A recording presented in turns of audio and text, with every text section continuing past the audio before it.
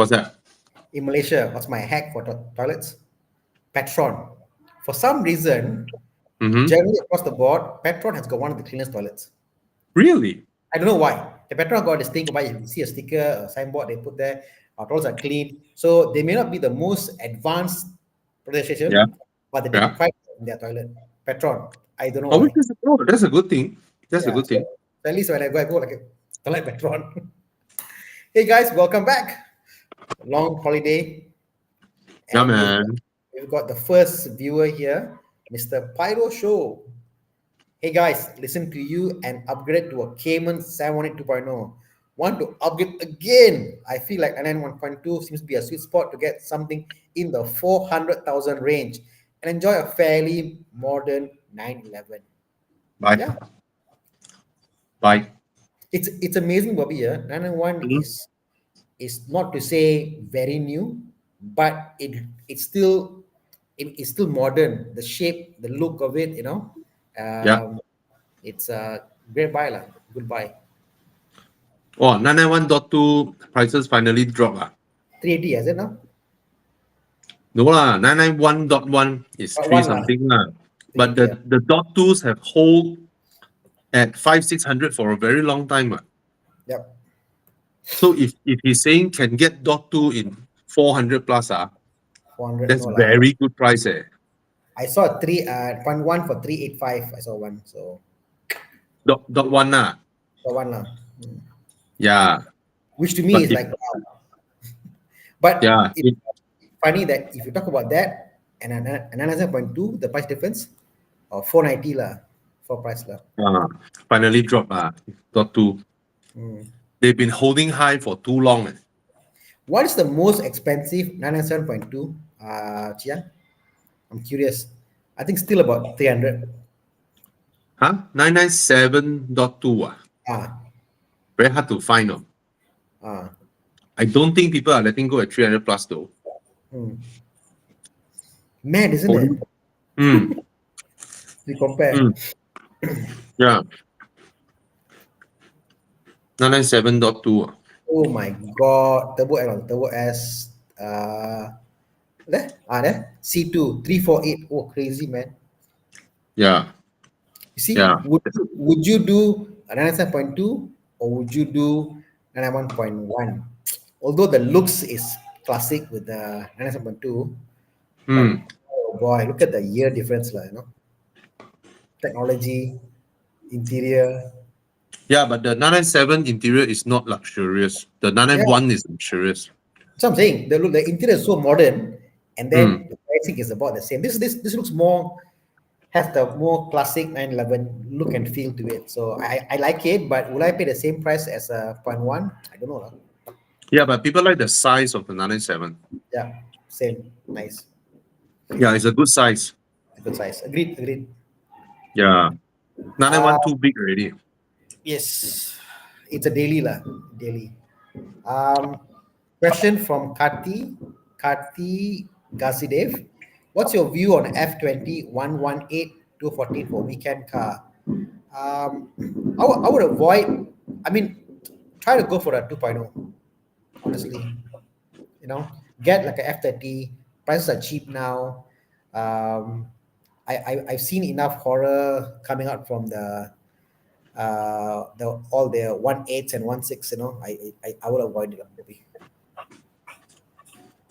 Party, the F30 drives just as well, if not better. Yeah. And because there's way more F30 in the market, I think the prices are similar. Yes. And it has a much better engine. Even though it's N20, it's still better than the Prince engine. Better interior, better quality, right comfort, handling, everything is better. I'll stay away from those and Prince engine lah, honestly. And the biggest difference is, even though the 1 Series looks great, right? Because the rear seats are so tight, the boot is so small, you own it for like 2 years, right? You feel like changing cars already. Yeah. Because even though it has 4 doors, right? It's outright inconvenient. So I think the 118 is a scam maybe. It's this kind of form factor. Europeans they generally use them, but yeah, BMW wasn't that good with packaging back then. I So don't mind the form factor. The choice of drivetrain, I think, is a scam. Could have easily given a 2 liter in Malaysia and the N20 engine, and that would have been a better drivetrain, and would have lasted much more hardy for the work we do here. So yeah, I wouldn't yeah, touch it. Avoid it, lah. mm, Avoid it at all costs. yeah, but very hard to find the 2 liter. Very hard. I mean, you can't find. So I said, Mm. let's get the F30 instead, like, Yeah, lah, buy the F30 lah. Even though it looks sportier than the F30. Kong Hei Fa Chua, Gary. Yeah. Okay. Oh, this one is okay, a bit controversial, lah. Do you actually feel a difference in Ron after driving? Like, I think that when you pour a new set of fuel, psychologically you feel maybe a bit different. But when I ride so many cars back to back, I pour and all that, I think no lah. I think just being consistent is more important. For me at But least. one thing I can tell, Malaysia RON 95 is genuinely better than Thailand RON 95. Yeah. Yeah. Huge difference. I What Yeah, what I do feel though is pumping in modern petrol station feels different than pumping in an older station. So if let's say go to somewhere in Kepong or Rawang, somewhere Ulu, it's been there for many years because apparently the stations have got a period at least like 30 or 20 years. They must renew the tank. So they close shop and they dig up, and the tank got leak, water will get in. So you best to go for the newer stations and pump there. Whole lot Yeah. different from the old ones. Yeah. More I important. try to avoid refueling at those really palia ulu petrol stations that are very old, Yep. very run down. I try to avoid because chances of their tank leaking, water vapor go in, water and all that nonsense, sediments and all that is higher. And like another thing, if you are pumping RON 97, let's say, okay, this is to generalize, okay? Let's say you are you pump RON 97 and you are passing by, I'm sorry for anyone who stays there, but generalizing, okay? You are passing by Segambut Dalam. Okay. You want RON 97, okay? It is better you stretch a little bit further, you go Mont Kiara, even it's next door. Why? Mont Kiara has more rich people. They pump RON 97 more frequently. The fuel in that gas station for that RON 97 or V-Power Racing is fresher compared to some areas where they have RON 97, but most people go there just pump RON 95 and it sits there for a very long time. There is a difference. Yep. But I'm Also generalizing here. Yeah, Also, I'm highway is just good. highway. I'm just generalizing here. Okay, I probably there's some guy who always go to pump number 8 to pump the RON 97. So anyway, I'm just generalizing here because they do. I learned this from someone who races cars. They say they want fresh fuel. Yeah. Your RON would lari if it stays stale for too long, they say. So I don't have a lot of knowledge in this. Is hearsay from experts which means the hearsay is a bit reliable. I'll give you one fact for me. This is Yeah. my own personal fact. Obviously, I'm into finance, right? So early in my career, I was doing tax audit and stuff, right? No? So I had a client of mine who was a petrol station owner. I can't tell where. It was an old station, and towards the end of the period of renewal for their pump tankler. Do you know how much is their monthly loss in they call it CPGs? Oh, How many percent? That means that they will lose money. Guess how much 100% they lose? 5% is lost. Because of there is an amount because of it will evaporate, but for them because the old tank, so it goes in the in the land, in the Yeah. sand. The old tank it erodes, corrosion, water come in, water go out. 5%, can you believe?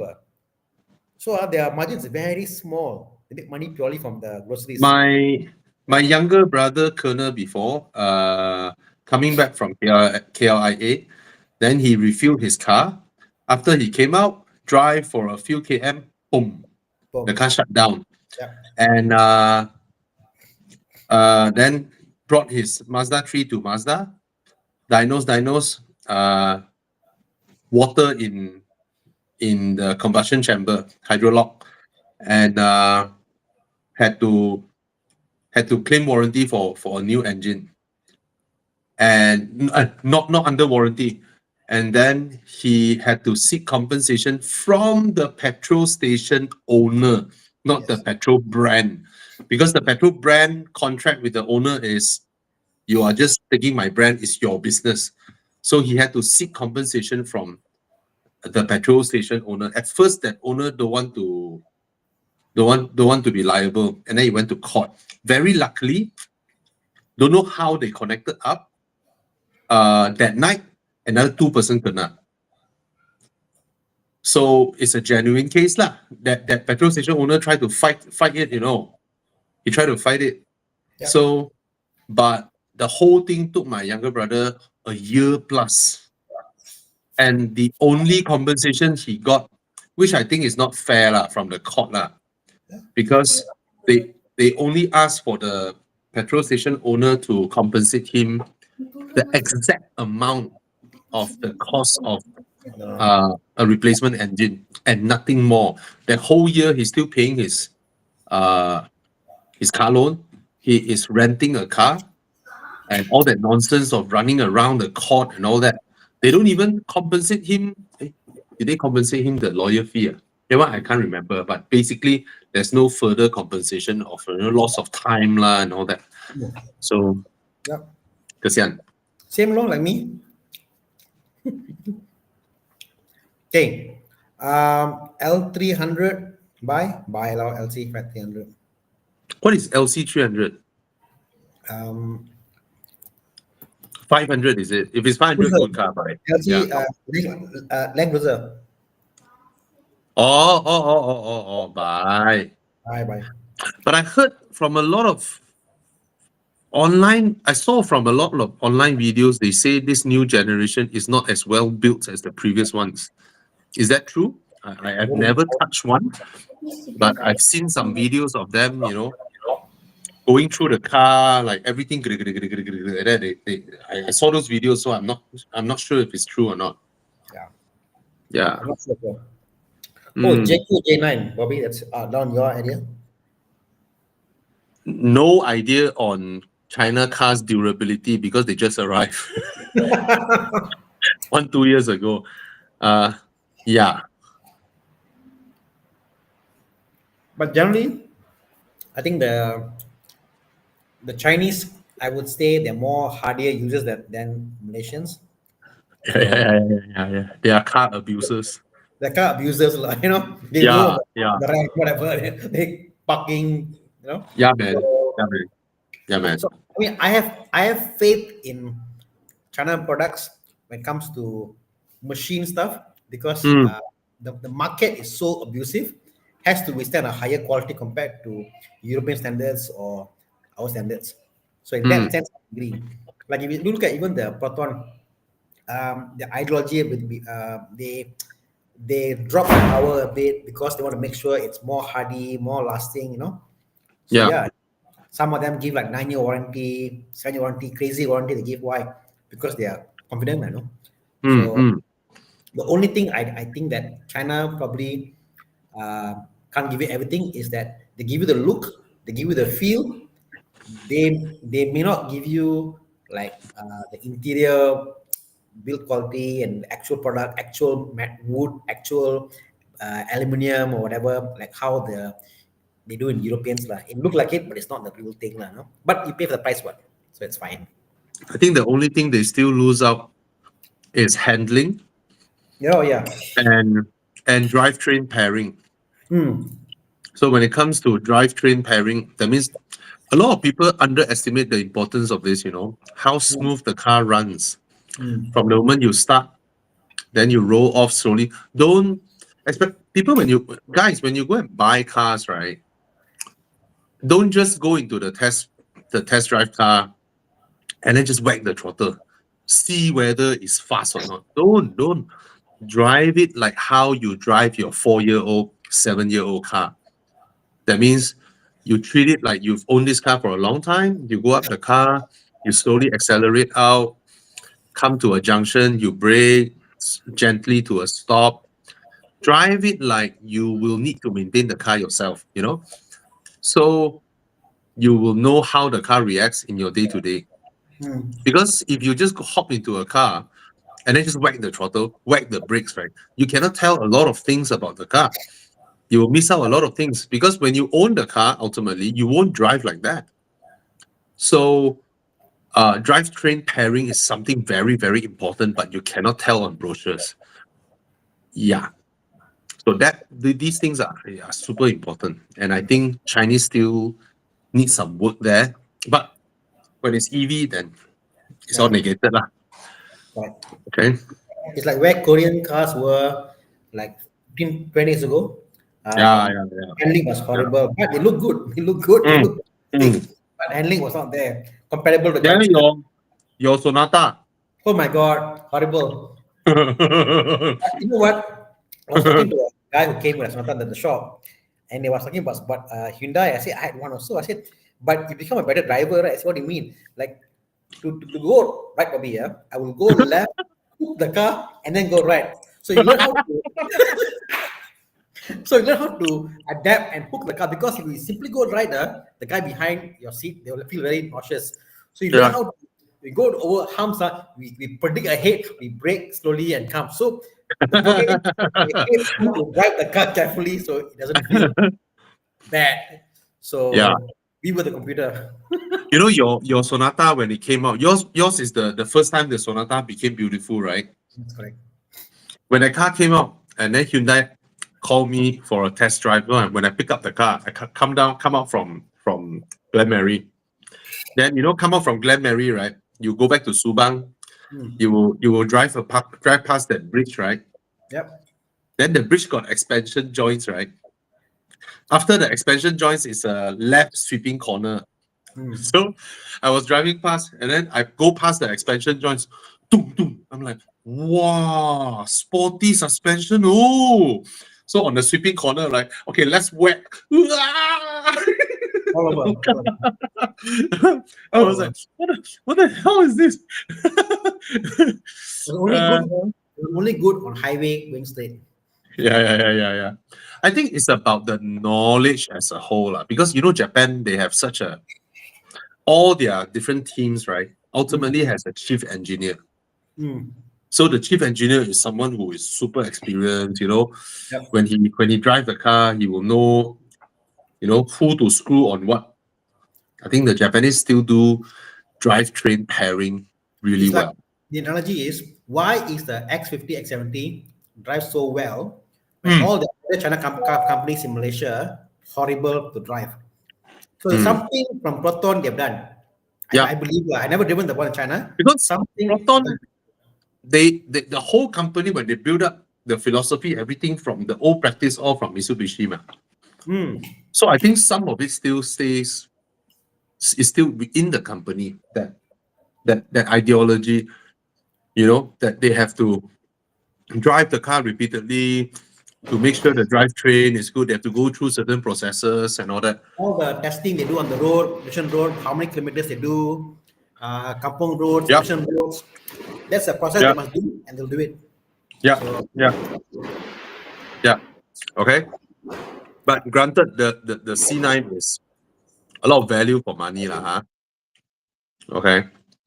MX5 soft top or hard top. I think both of us will prefer the soft top, but don't discount the hard top. Because first of all, it's very, very difficult. Okay, it's not very difficult to get 1.5 soft top, you still can get it now. Hard top has its merits also. When it's closed, it fully feels like a coupe. You know, you can at least hold a conversation in smart tunnel when the roof is closed compared to a soft top, right? A hardtop is more delayable. You can actually do it every day, anywhere you go to. Yeah. What I said and done, the wear and tear on a soft top, being out there in the sun, there is wear and tear. Confirm, Yeah. But soft top, after you open, you still got boot space. Hard top, you don't. Ngam. Okay, Tengku Ashraf. Hey, can I ask, when I see Tengku means related to royal family? Tengku means that somewhere down his lineage, that he's got some, Oh, okay, we have to sit properly. no lah. Asking for my dad some more. Now I worry if the dad is who. Okay, if you can afford the TTS, of course, go for the TTS, right? It's more fun, more power, blah blah. All-wheel drive system maintenance. Basically, Audi maintenance is not low, lah. If you're still watching, sorry, we answer so late. If you're still watching, what is his budget? Right? Let's say his budget is 130,000, 150,000, then go ahead, buy the TT. But if his budget is 250,000, then we'll ask you to buy a Porsche. Okay. If his budget is upwards of 250, around there, then it's better off with the Porsche. Probably lower maintenance. Drives a lot better. And whether it's a Cayman or the Cayman is practical. Yeah. I think the Porsche, when you enter, it's enough power, not crazy power. The Audi will give you crazy power experience, in my opinion. The TTS So what's the budget?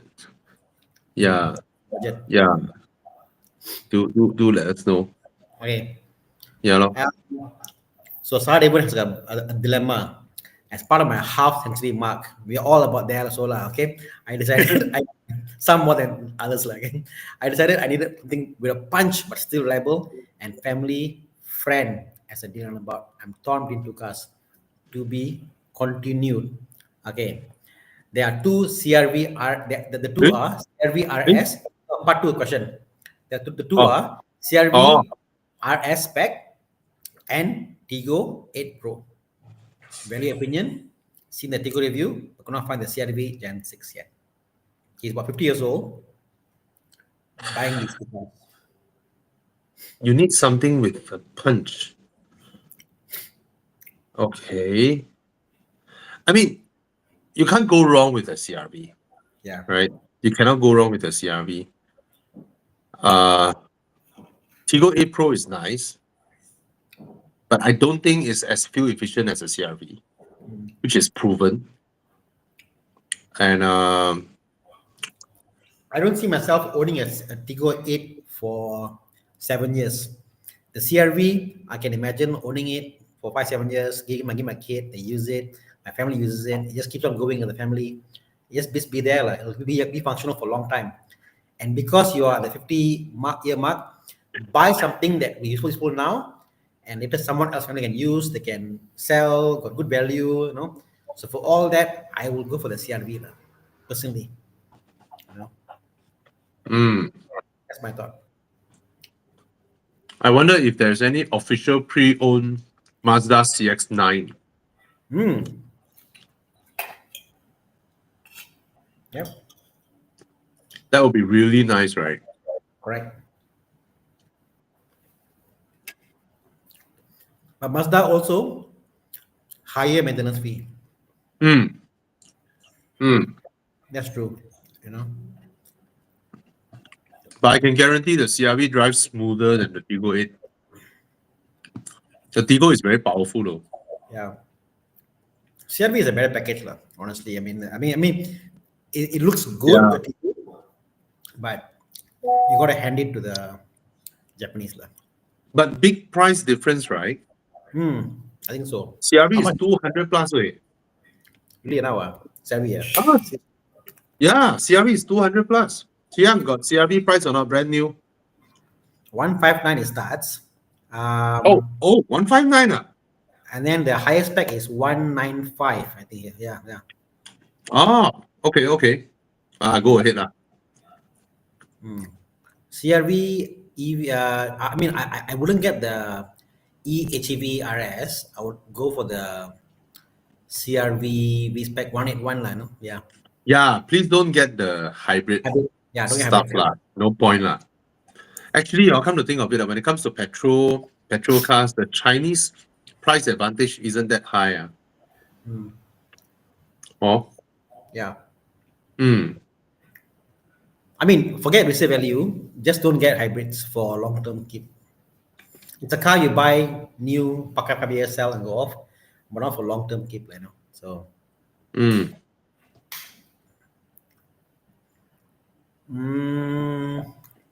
How about this one? 196,000. Tana, what would you buy for 196,000?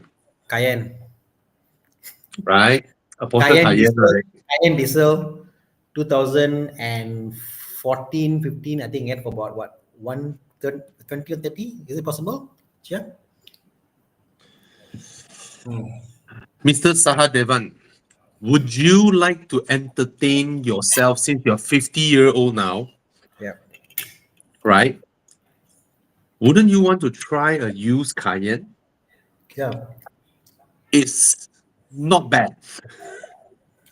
Infinitely reliable when you get the diesel.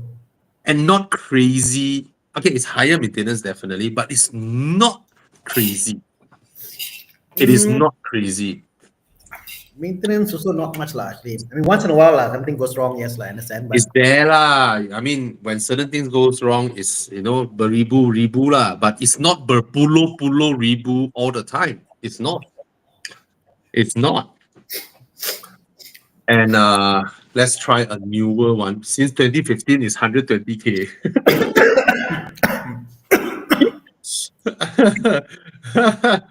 Oh, if we jump generation, then the prices will go up a lot already, right? Yeah. Let me see. Because I really think maybe Mr. Sahadevan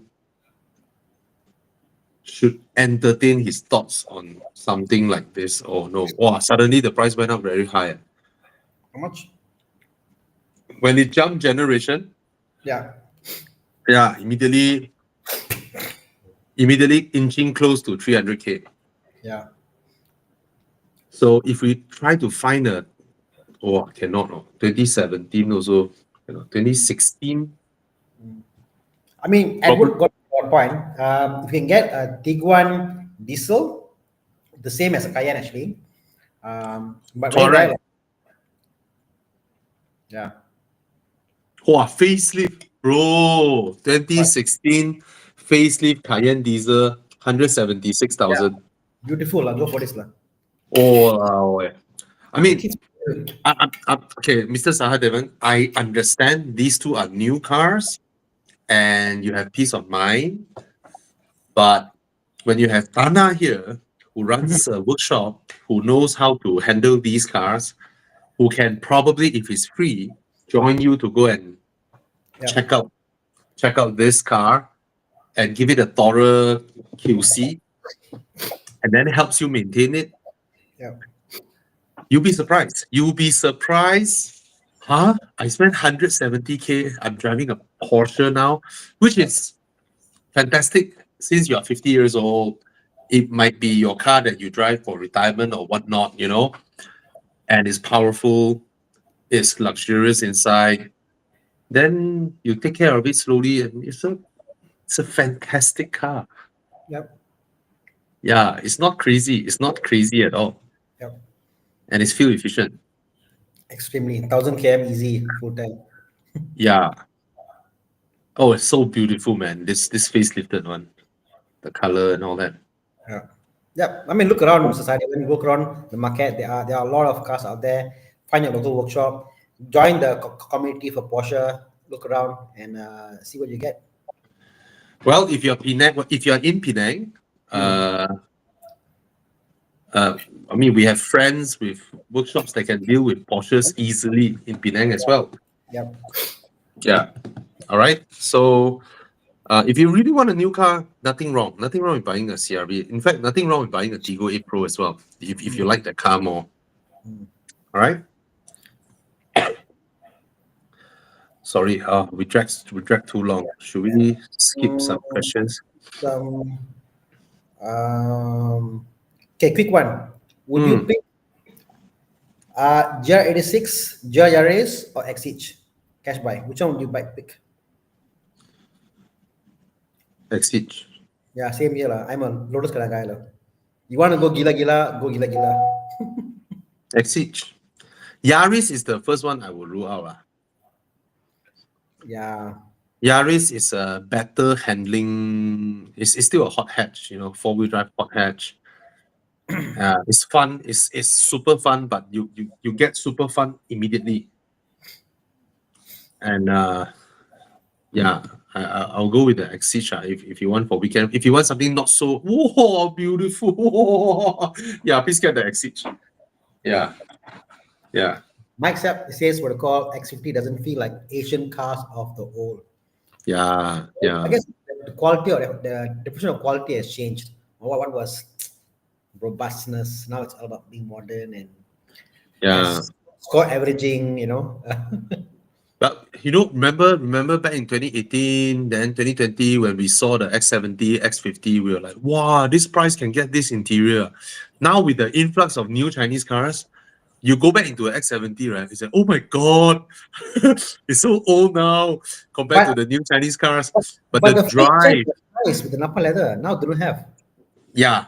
But it's not just the leather alone. Now you see, like the C9. My god, the C9 is like sitting in a Mercedes GLE or GLS interior. It's so nice.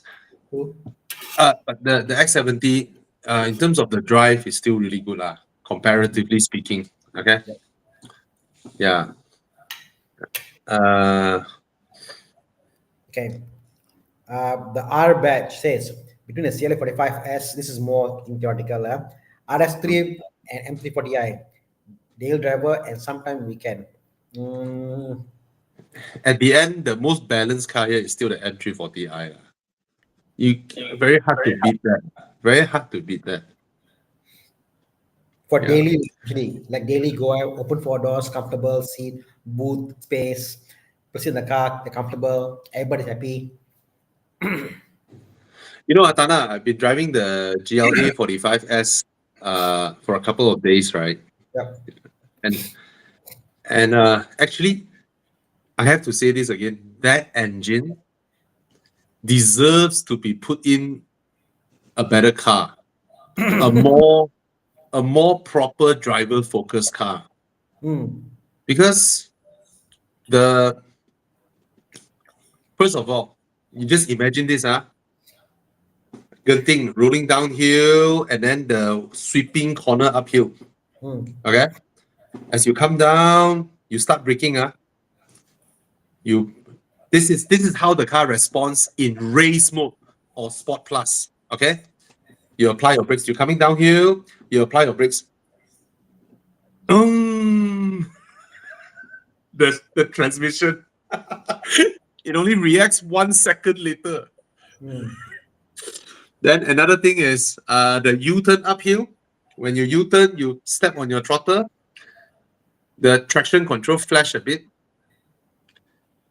And again, I'm in race mode. After the traction control flash, and you regain, you are straight on already. You can accelerate already. But just to be safe, after the flash, it will control your power output for another 1 second. That means your foot is already on the throttle. It's a bit like link mode. For 1 second, then only it release you. Oh. It's like, bro, the slip is gone. Yeah, the slip is gone. Why? So these two things already rule it out as a driver's car. It's not a driver's car. But I find generally Mercedes does that with like how do I say their steering is way sharper than it needs to be, for example. Yeah. and then like and then the engine, the weight transfer, the way it is, like everything is more than what it used to be. It needs to be. It's not as, I don't know. It doesn't talk to me as well. BMW. Oh, it doesn't. It It's doesn't. just that the 45s are so fun solely because of the engine. That Engine. engine is gold. That engine is amazing. Hmm. But some of this again, it comes down to Mercedes-Benz drivetrain pairing. They've always been poor at this. Why nobody in Mercedes spot this problem and get it sorted? You know, it is a problem that will never pass the scrutiny of, be it VAG Group or BMW. Yep. Yeah, these things are, but it's not a deal breaker. It's the car. Another thing, the interior is so much better built than the first batch. Oh. Basically, when it first came out, right, the aircon control panel was, wobbly, the door cuts and all that. Now the whole car is built solid. The new ones, it is built solid. It's very, very solid, very nice. Interior is beautiful. The infotainment, the instrument cluster can give a giant middle finger to BMW. It's so good. It's so good. Then the steering wheel is fantastic. Yep. The size, the design, everything is nice. It's just The feel of the it. gearbox, Yeah. the gearbox and the traction control system. These two things. I Yeah, think they need to build a baby AMG GT. yeah, and then put the engine in. Yeah, make a baby like imagine like the GTO had an FTO. Now Yeah, imagine the AMGT had a baby AMG yeah. and whatever you want, like that the car you should put the 2.0 inside. When Like a when GR when platform. when me and Thomas was in Lotus UK, right? We drove the Emira, and we're like, oh, finally this engine ends up in a car it deserves to be in. The 45 AMG engine is yeah, it's fantastic. Anyway, yeah, the most balanced here is the M340i lah. No doubts about it lah. Okay. So But the RS3 has the most street cred, I reckon, because of its rarity and that unique engine. Yeah, depend who you want to tarik lah, girls or guys lah. yeah. If you want to target girls, it's the Mercedes lah. Definitely the Mercedes lah. Yeah, Okay, more down to question, Bobby. yeah. Me, Hasri, hope I got that right. Between the 118i or the Mercedes A180, which is a better option to move from Mercedes C200? My parent want to switch to a smaller car, easy to drive, yet comfortable for them.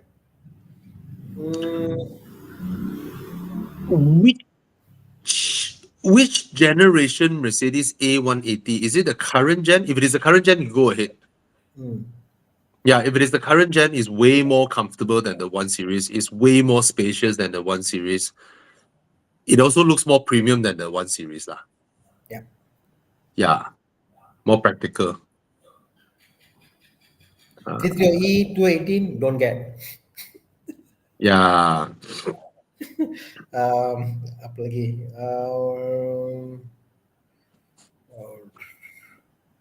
What is this? Long question. Let me read them. Current year MT40Y on BML financing of all 222, one bank on bank loan. Any option financing of BMW? By the way, is it better to get certified? So Of you course.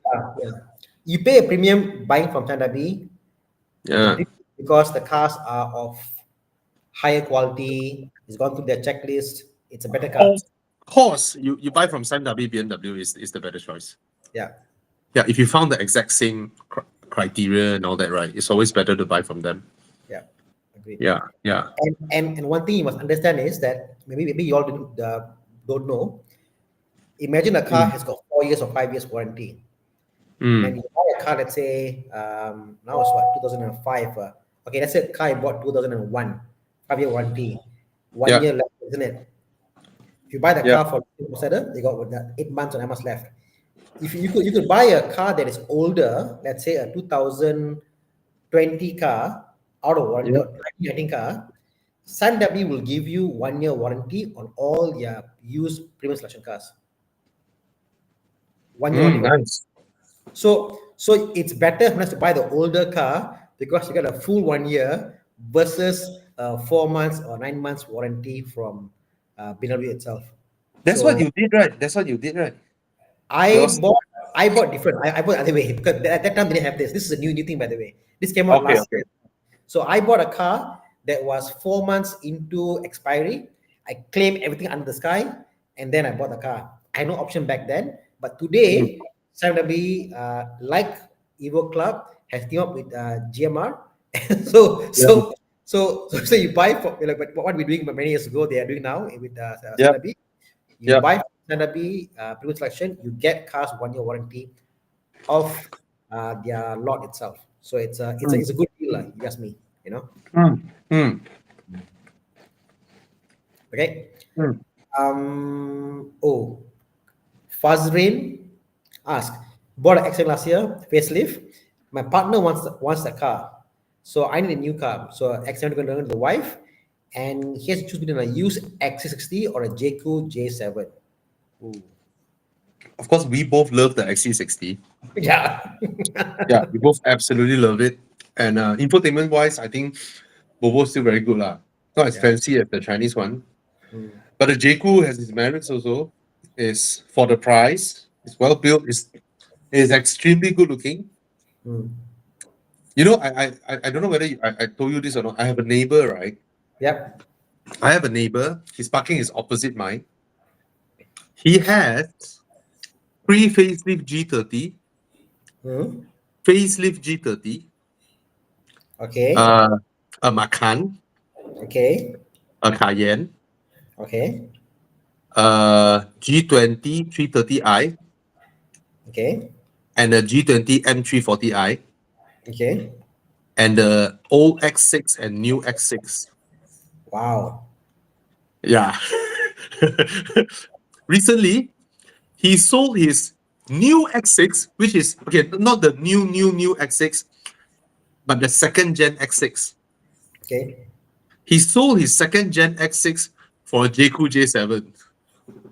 I'm like, okay. But just like all his cars are single number digit and then all black color. All his cars are black color. Yeah. Oh.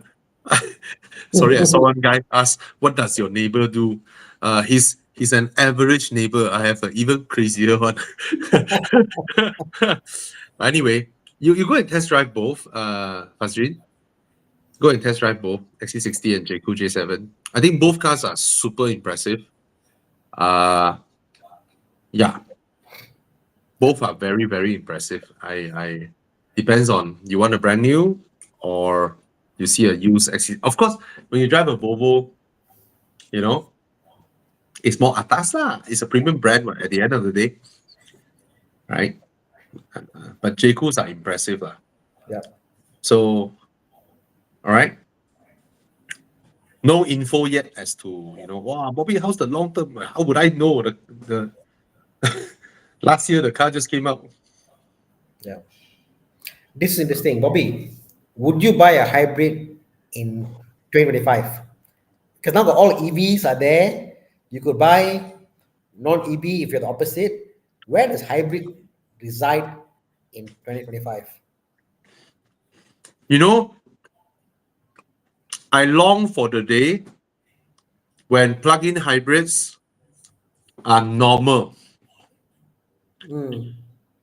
When the day comes when plug-in hybrids are normal, they all can do, let's say 200 km Yep. on EV, Oh, that'd be and great. they have a fuel tank, they have an engine. Mm. I will go for plug-in hybrids. When the whole industry is stable, that means it's no longer a new technology. It's as easy as producing a refrigerator. When anybody can repair them, can maintain them. Exactly. You know, recently China, more and more car makers go into EREV. EREV. Okay, what is So these cars have a petrol engine. that? Charge the battery. Yes, the petrol engine doesn't run the wheels. Mm. All it does is at a constant speed charging the battery. Mm. So you have no gear switches, you have no, whatever.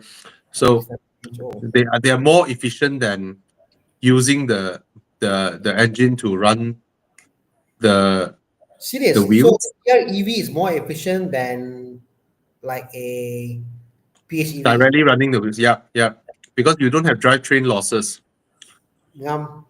Yeah, you don't need to worry about torque curve. You're constantly saving battery, constantly, Yeah. yeah, use what You you don't use. you don't need to worry about, uphill I burn more petrol. Right? I need more rev to compensate what? And then a gearbox, a torque converter, all that. And it's less complicated than a plug-in hybrid, because plug-in hybrid, you have an engine and then you have a battery, both trying to power the wheels, you have to balance that and all that. And the So engine will run at a constant RPM throughout. It's not going up and yeah, down. So the wear yeah, and tear of the engine is very minimal. yeah, yeah. That's why Mazda is reviving their rotary engine Yeah. The to whole become a EREV. yeah, Yeah. I had So a dream once. Rotary mm, engines should become the point they are, because rotary engines have got a very small life cycle, right? So they should do such a way that you use the engine ultimately, then you press a button, engine drops out, you put the engine inside, engine go on.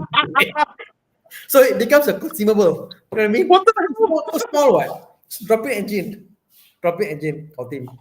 5 minute job. No, bro, there are solutions to rotary engines downsides already. There are already solutions. You see, the rotary engine, right? Mm.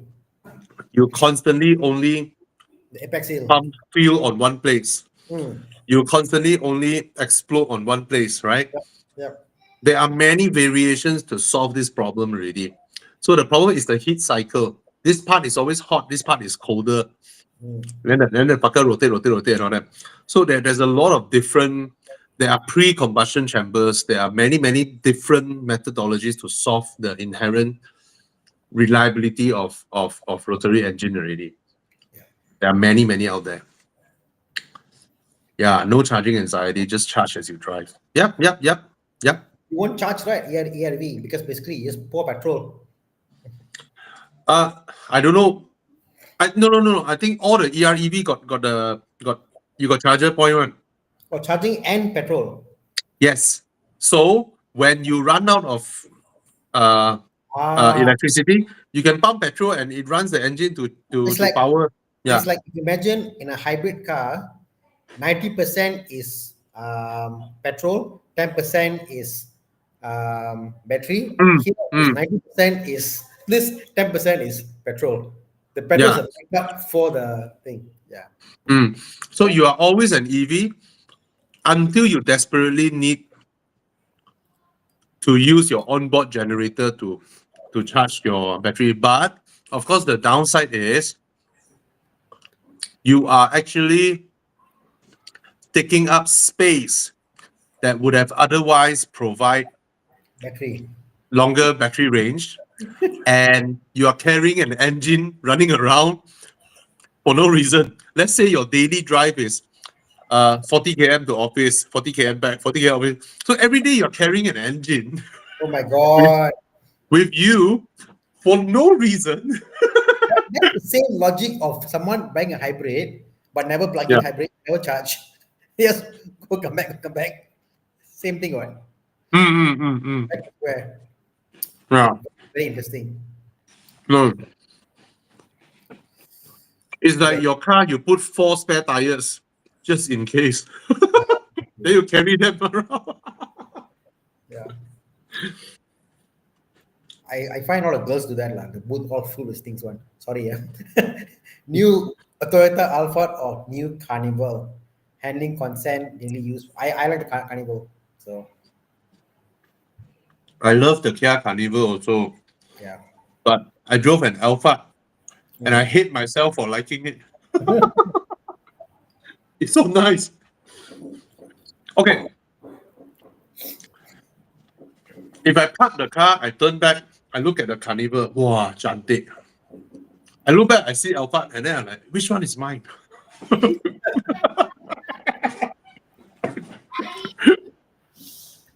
Yeah. Both are good car, but the Alphard, certainly the second row is more comfortable than the Kia Carnival, second row.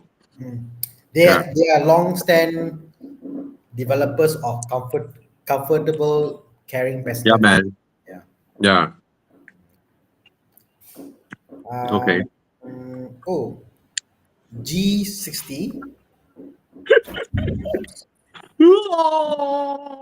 Last time it was so easy to answer this question, right, Tana? Yeah. Last time, This is G30 or W213. Easy answer lah. and somehow he picked E350E some more. No, I mean, okay, I don't look at the E or not E lah, huh? The problem now is both are equally ugly. Yep. And I really hate BMW's in-car screen and UI and all that. It's horrible. I love the BM, but I won't buy the BM purely because the screen doesn't make sense, not functional. What you see on the meter display is stupid. It's Yahweh. not enough information. The screen is like you just plug in there. Build quality, the seats and all that doesn't look impressive as before. So But the Very Mercedes sad, is also very ugly. true. Have you seen the new Audi A6? No. See, nobody cares, right? Cristiano. Nobody cares. The new Audi A6. But Audi, I feel that is limited. Oh, what is? The new A6. Looks like a Hyundai. Yeah. Am I right, Yep. Bobby? Like a Hyundai, isn't it? Yep. Buy Hyundai lah. Yeah. Look at the rear. It's a new A6. I don't know, man. The side is so. I don't know lah. Yeah. Audi lost it lah. Lost it. All the three Germans are. It's like they lost all their car designers. They all went to China. All their car designers. Yeah. All the I good won't- designs coming out from China. I won't be surprised next to hear someone in Germany want to merge. Yeah. It only takes one bad year, Bobby, of sales. What I saw in is it Australia or UK? Yeah. Believe they only sold one LS in UK last year, one or two only, whole of UK. So they're going to stop selling LS in UK because they only sell like one or two the whole of the year. The Lexus LS. Yes. Oh my God. Can you believe the whole of UK? They also like one or two only. So they're stopping the sale. So the probability of a particular model just becoming extinct in our lifetime, Chatrika, sorry, it's very, very real, Bobby. It's very real. Yeah. Let's say in the US they sold only, let's say they sold like maybe like a few hundred, gone lah. They said LS no more in the world, will disappear, extinct. Yeah. So I won't be surprised if German car manufacturers will have a tough year against the Chinese though. But they can't blame everything on the Chinese because the Chinese is occupying the lower end of the market, right? The problem is the Chinese are giving so much value on cars in lower end of the market. It makes people question, what do I get when I spend 450,000? You sit into the car, right? They're like, this one feels more or less the same like the Chinese car I sat in just now, but that Chinese car is 140K. Like No, how you say your RS6, if Yeah. you didn't push the car and you get normal A6, like Yeah. Yeah, I buy it for what, right? what? Yeah, when I was sending my kids to school, right, in the jam, in the traffic, right, I'm like, why the hell am I burning so much petrol, paying 6,000 ringgit road tax, and what do I get out of it? And then I see all the other cars around, 2 liter turbo, 2 liter turbo. It's like, yeah, lor, sometimes it's like that. That dilemma comes in, Yeah. Yeah. Okay. Uh, Let's see what else. So, Chiang take this question.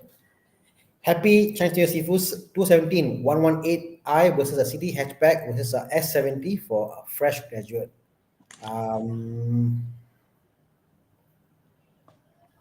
City hatchback seems to be a good option, honestly. 217 is a bigger BMW, will come with maintenance unless you're prepared. I wouldn't get that. I wouldn't get that. I would get an F30 instead, honestly, for reliability. If you want a BMW, not Yeah. series. Get an F30. It's more reliable, or the city hatchback for me, personally. It's a good fresh grad car. Can't go I wrong. prefer the design of the Proton S70 over the city hatchback. Yep. And the practicality of the boot. I mean, you carry a lot of people, you still have a big boot. But there's no denying Honda resale value is strong. Yeah. You're a fresh grad, you want to save money up, you want to buy and sell back, then you go to a better car. Yeah. Yeah. F30 or city hatchback for me. Yeah. For us, of course, F30, but then for a fresh grad, they might not be able to they cannot take any sudden increase of expenses. So it's better to buy probably a used city hatchback, let's say a 3-year-old city hatchback.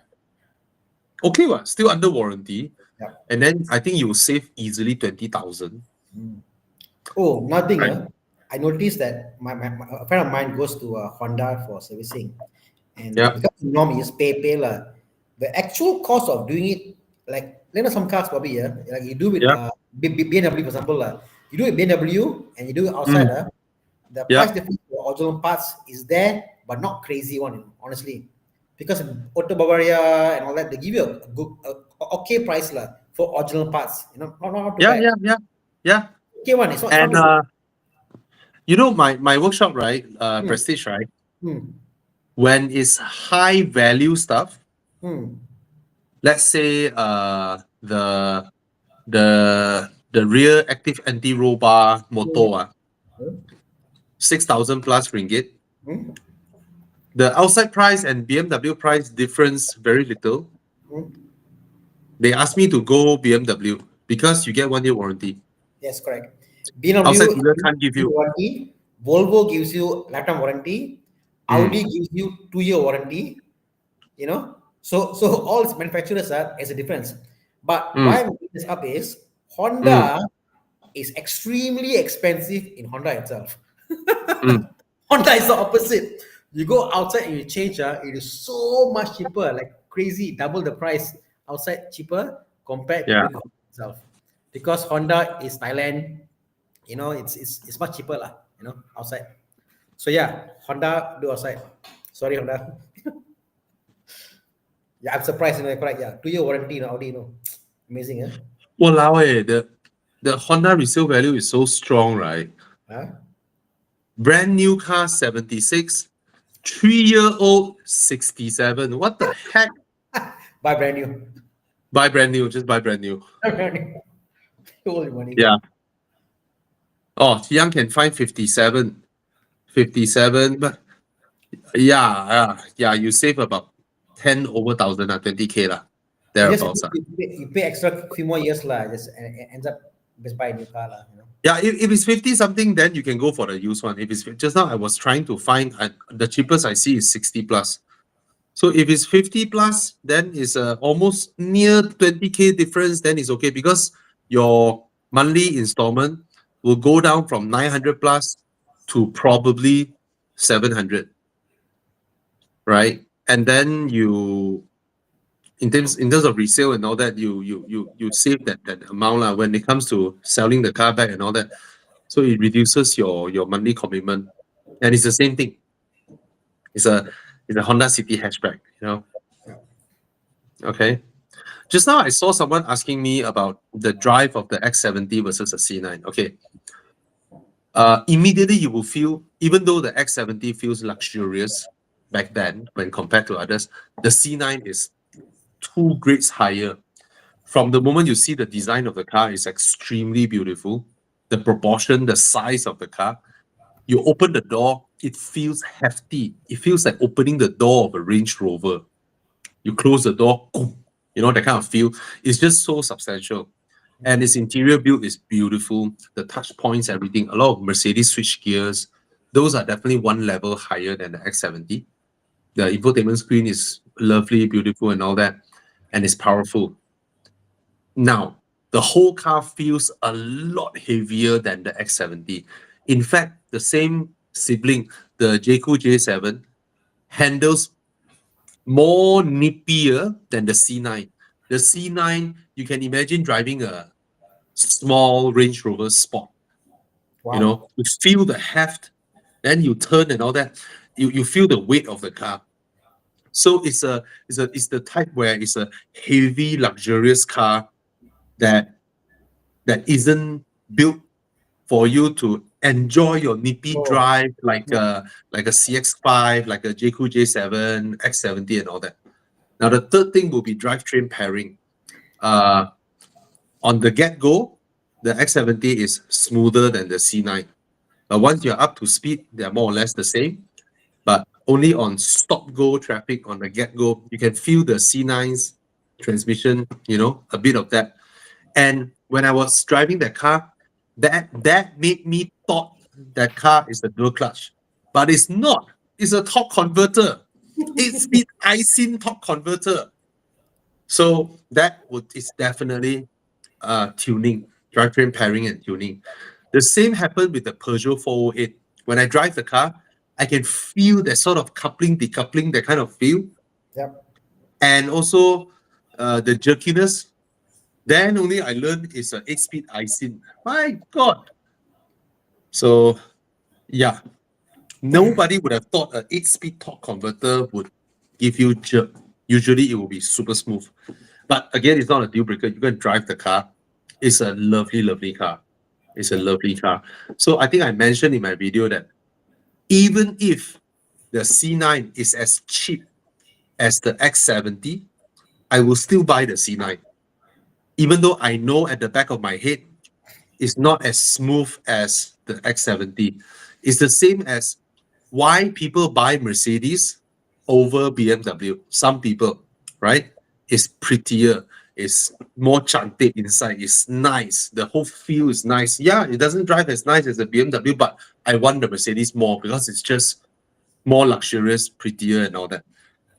So I can willingly give up the slightly better driving in the X70 and go for the C9, even if they are same price. Yeah. Yeah. So that's my verdict. But it's Uh, not in the same category, both cars. Question we had earlier, we said don't buy the F20. He was thinking about E90 or 325. 30 odd K, you can buy a F30, 2014, 320i. So buy a Yeah. F30. Yeah, you can buy a F30. Yeah. Mm. So he made this as a comment, okay? Like no segmentation in China cars. Throw everything into all their car models. Exactly. Segmentation is a lie. It's the car makers of Europe plan your upgrade path for you. This car, they don't give you this. This one, they give you a little bit more, a little more. They want to. Mercedes did it really well. Mercedes does it really well. Volvo also throws everything at you and they just give you everything. Volvo. Oh yeah, they're owned by China. So yeah, China car makers, right? To them, they have the calculator or abacus. If I want to be racist, tick tock, tick tock, tick tock. Oh, can fit the budget. Put in. So they don't care about the European or Japanese segmentation. You know, if they want to sell a B segment car and they count the budget, hey, can put in the powered doors. They put in powered doors, and then you have your Honda City. Close the door. you know, they will just throw it in. So, which is a good thing. They shake the market. They basically shake the market. You know, why must they purposely source a lousier car seat? Why must they tell the car seat manufacturer, bro, make me a lousier car seat so that I put into the Dolphin, Yeah. so that I encourage people to buy the Seal next time to have a better seat. They don't care. They put the same seat inside. And those seats, I tell you, those seats in the Dolphin, in German car makers, you can only enjoy those seats when you buy cars like Audi S4 or RS6 or those higher end premium models. Then you get the proper seats. You buy a 1 Series, they give you shit seats. Yeah. Yeah, you buy a F30, lousy seats, but you slowly get proper seats when you go into 7 Series, 6 Series. So Even the Chinese car makers, they don't care. even within F30, if you think about this, they got Yeah. luxury line, which is the stupidest seat. Yeah. And it's called luxury line. But I don't know why collect lines. It's horrible seats. So yeah, Yeah. sorry. Yeah. It's bad. It's bad. So China is throwing all this away. They're like, why cannot? Why can't I put vacuum doors or powered doors in a C segment car that challenges a Mazda 3? They do it in China. They do it. They Yeah. don't care. But this also, I think this is also why Audi cannot progress and break the boundaries because they can't be better than Porsche. They must be Yeah. one step below Porsche. Hmm. Always. So, Yeah, the I think it's a wake up call to all the car makers to really look at what China is doing and see how can you do better, so that you don't need to keep flashing your brand to convince your consumers. If your product matches to what expectations are, your brand is the cherry on top of the cake that makes people choose you. If not, all your cars, 500K, lose out in terms of equipment, seats, interior appointment to 150K China car, right? You're doomed. You're doomed. Because, and the way China launched their cars, suddenly come up with a new brand, they don't even care about brand heritage anymore. Pa J-Coupe, Pa Jetour, Pa Yang Wang, Pa, all the new brands, Denza and all that. They insensitize you to brand and logo because you don't know the brand. All you look at is the fit and finish, the leather, the interior, and all that. All you look at is that. You don't look at the brand anymore. Yeah. So scary times ahead. okay, so this is about F10. If you could pick a F10, what do you think is the best buy now for F10?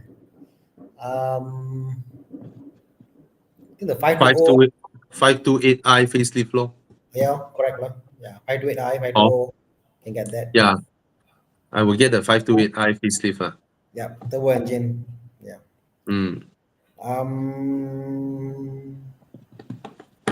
Brand new CT this year is already 84,000. Oh my. Then buy the used one. Shit. Okay, this guy asked a question a couple of times. Brennan Lee, looking to buy a used BMW 330e F3218 or a used Honda Accord 2.4 9.5 to 18 as a second car. Any suggestion? I don't buy the 330e lah, honestly. Yeah. Stay hybrid for now because it's been a while. The cars out there.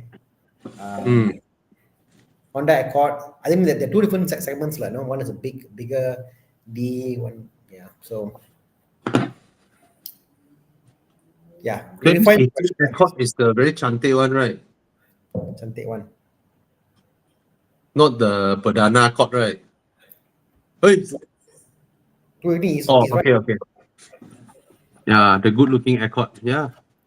Okay, the Accord. Sharp eyes. But they don't last as long as the Camry.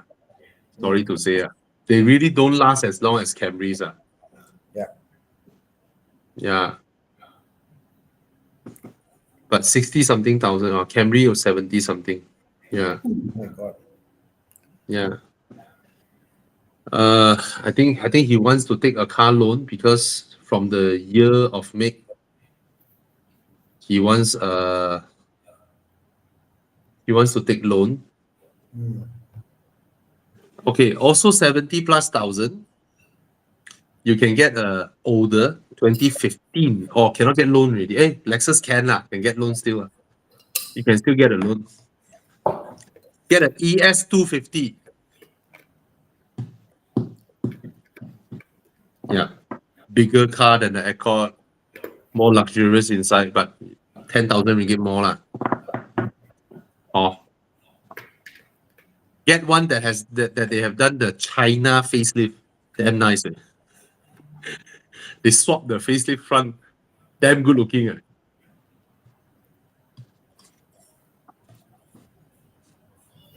Okay. Have you seen one, Tana? No.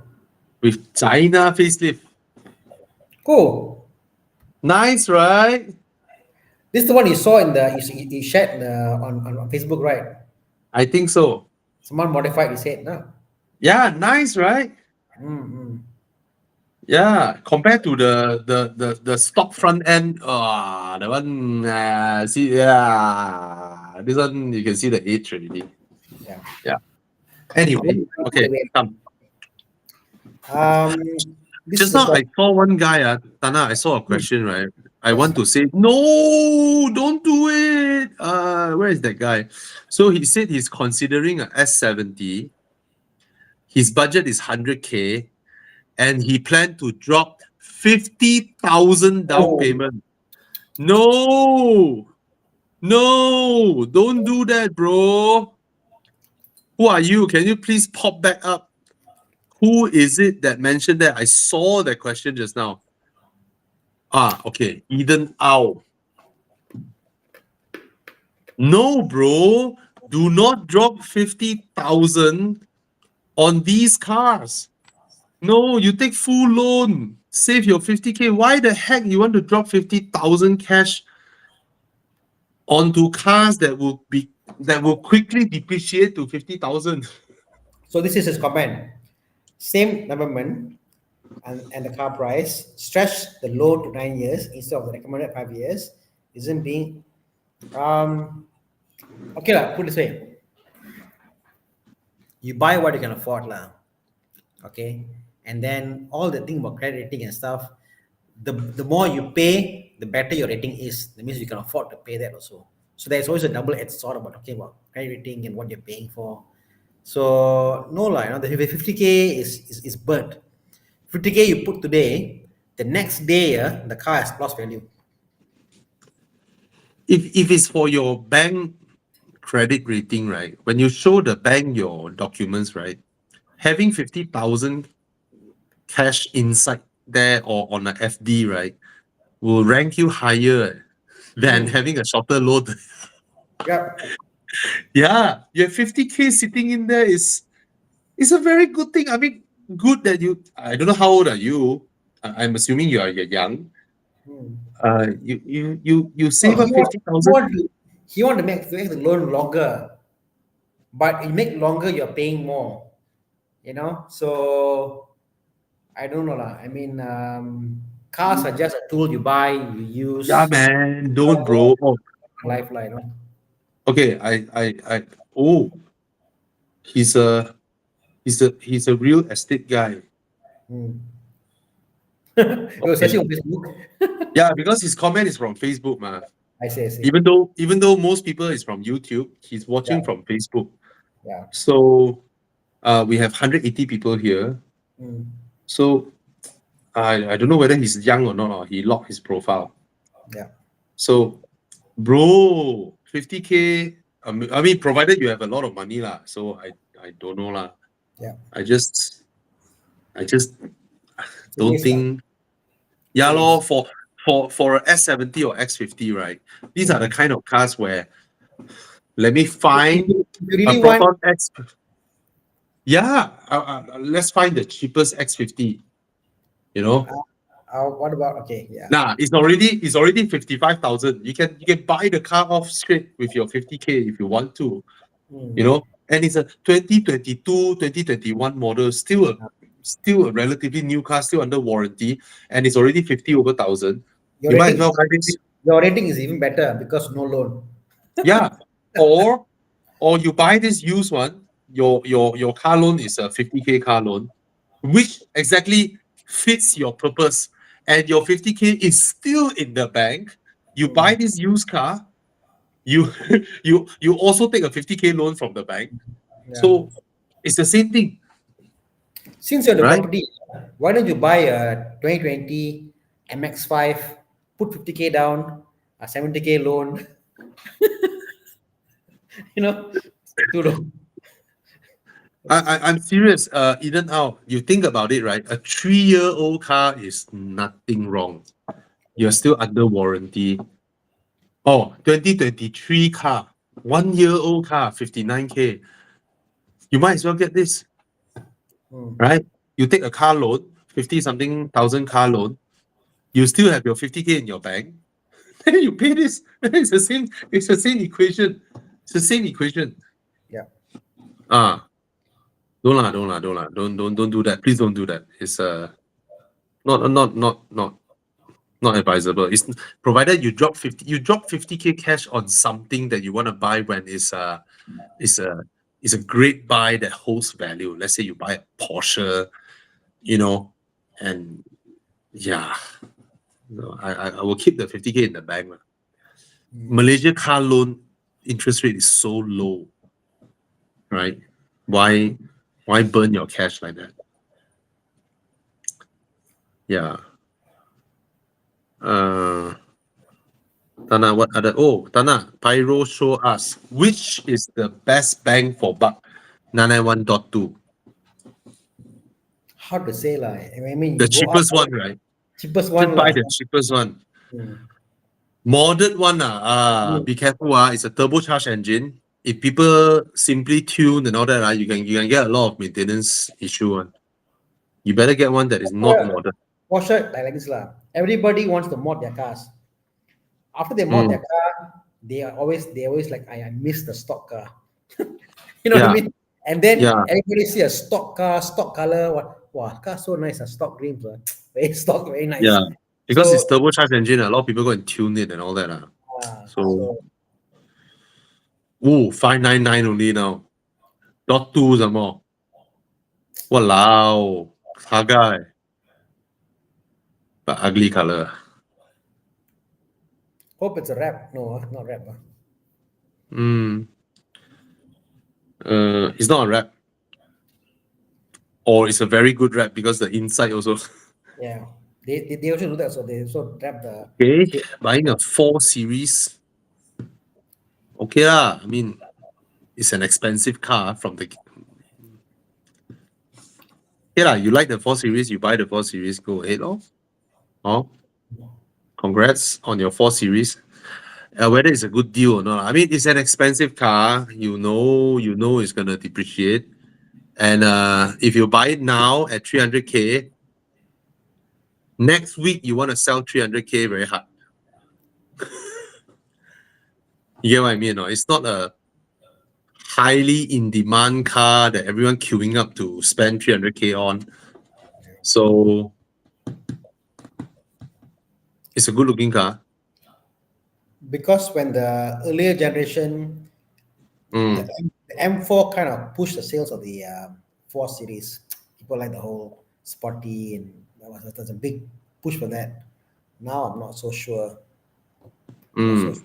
The mod scene push the base model 4 Series a lot. So mm. Uh, standard hire okay. purchase. Oh, sorry. I mean, Okay. You pick. No. You go ahead. What's question that? was What's hire that? purchase or leasing method by BM and Mercedes. BM and Mercedes work with companies. Some is there with their own themselves. It's just a different way of financing it. Normally it ends up being higher, but there are some benefits. For example, some of them they look after your maintenance and all that's covered. Very Some, little benefit. but it works out to be more. It works out to be pay more. You know, my friend told me one benefit he had by going with the BMW thing is, Bobby, did you know this? When you buy a car under BMW's that leasing program, whatever, it doesn't go under secret. If you take their BMW credit, it doesn't go under secrets. Yeah. So it helps you to keep your thing to buy house or whatever stuff, right? Okay, to be honest, in terms of the current market trend, if you're buying a new car, probably it's better to go with leasing now. Because the used car market is flooded with cars. So if you buy it outright using a higher purchase, when it comes to selling it, let's say your leasing plan is 3 years. I can almost guarantee that if you buy a brand new Mercedes or BMW now, you want to sell your car in 3 years' time, you will have to take cold, hard cash to the bank.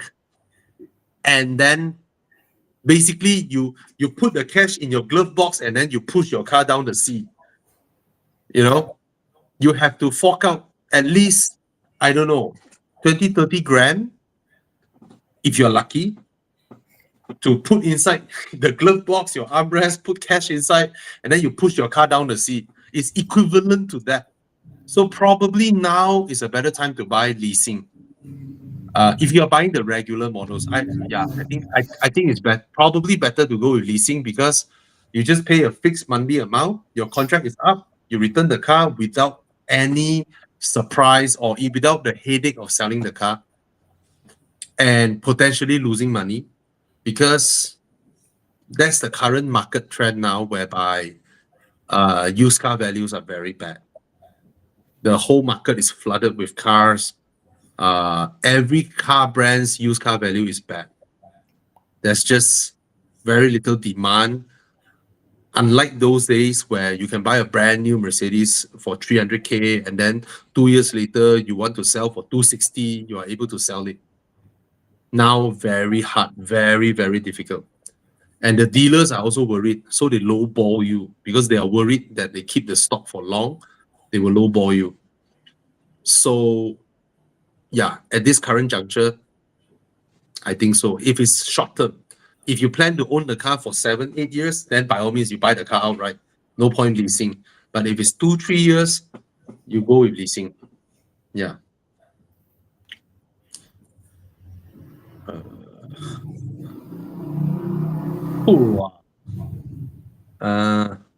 Buy. Good choice. Buy. Probably can find cheaper some more. Right? Can get cheaper, right? The deal essentially now is the G30 lah. So such a good deal. Yeah. You lowball the dealer when you are buying a G30. There's so many of them out there. So many of them. I got a feeling, Bobby. This is my hunch. Yeah. I think there were more G30s sold than G20s. Oh, I'm not sure. Maybe, I think so. I'm not sure. Market is flooded. So many for sale. So flooded with cars, bro. The whole market. Yeah, it's around 130K lah. I'm looking around. It's around there. Madness. Yeah. Let me guess. Probably a 530i might also be there. I won't be surprised. What the heck? I'm looking at a 530i that's even cheaper, like 115. Or 2019.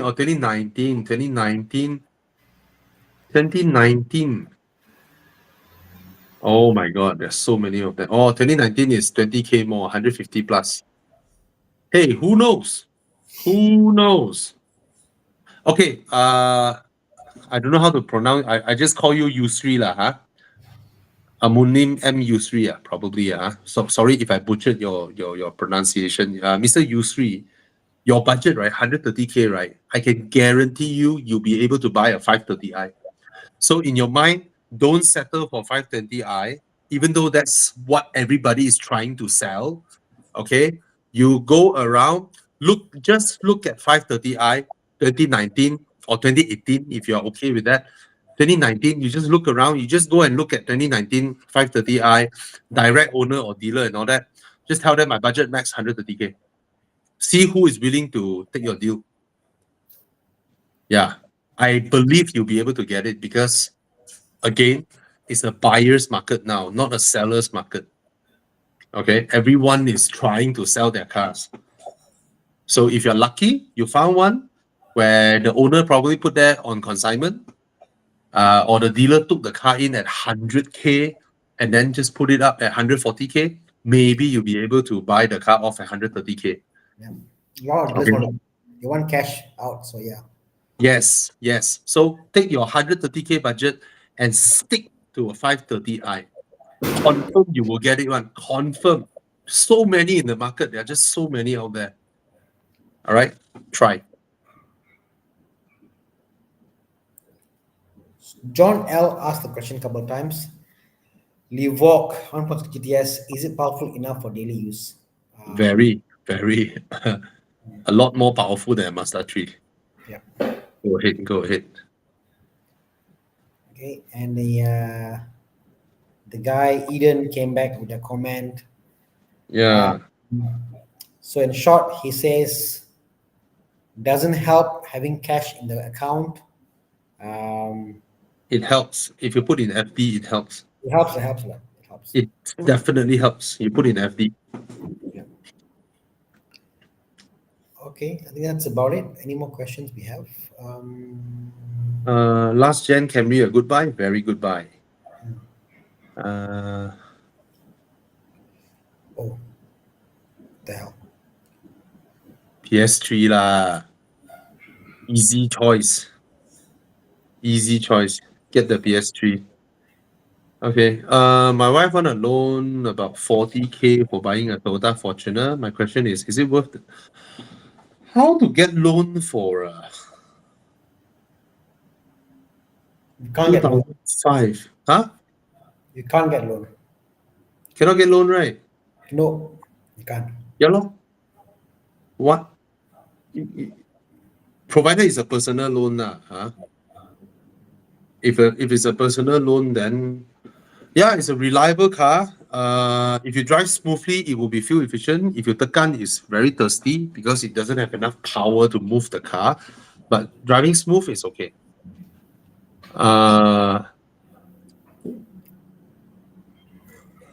Yeah, I mean, if you need the car and it's 40K, it's not expensive.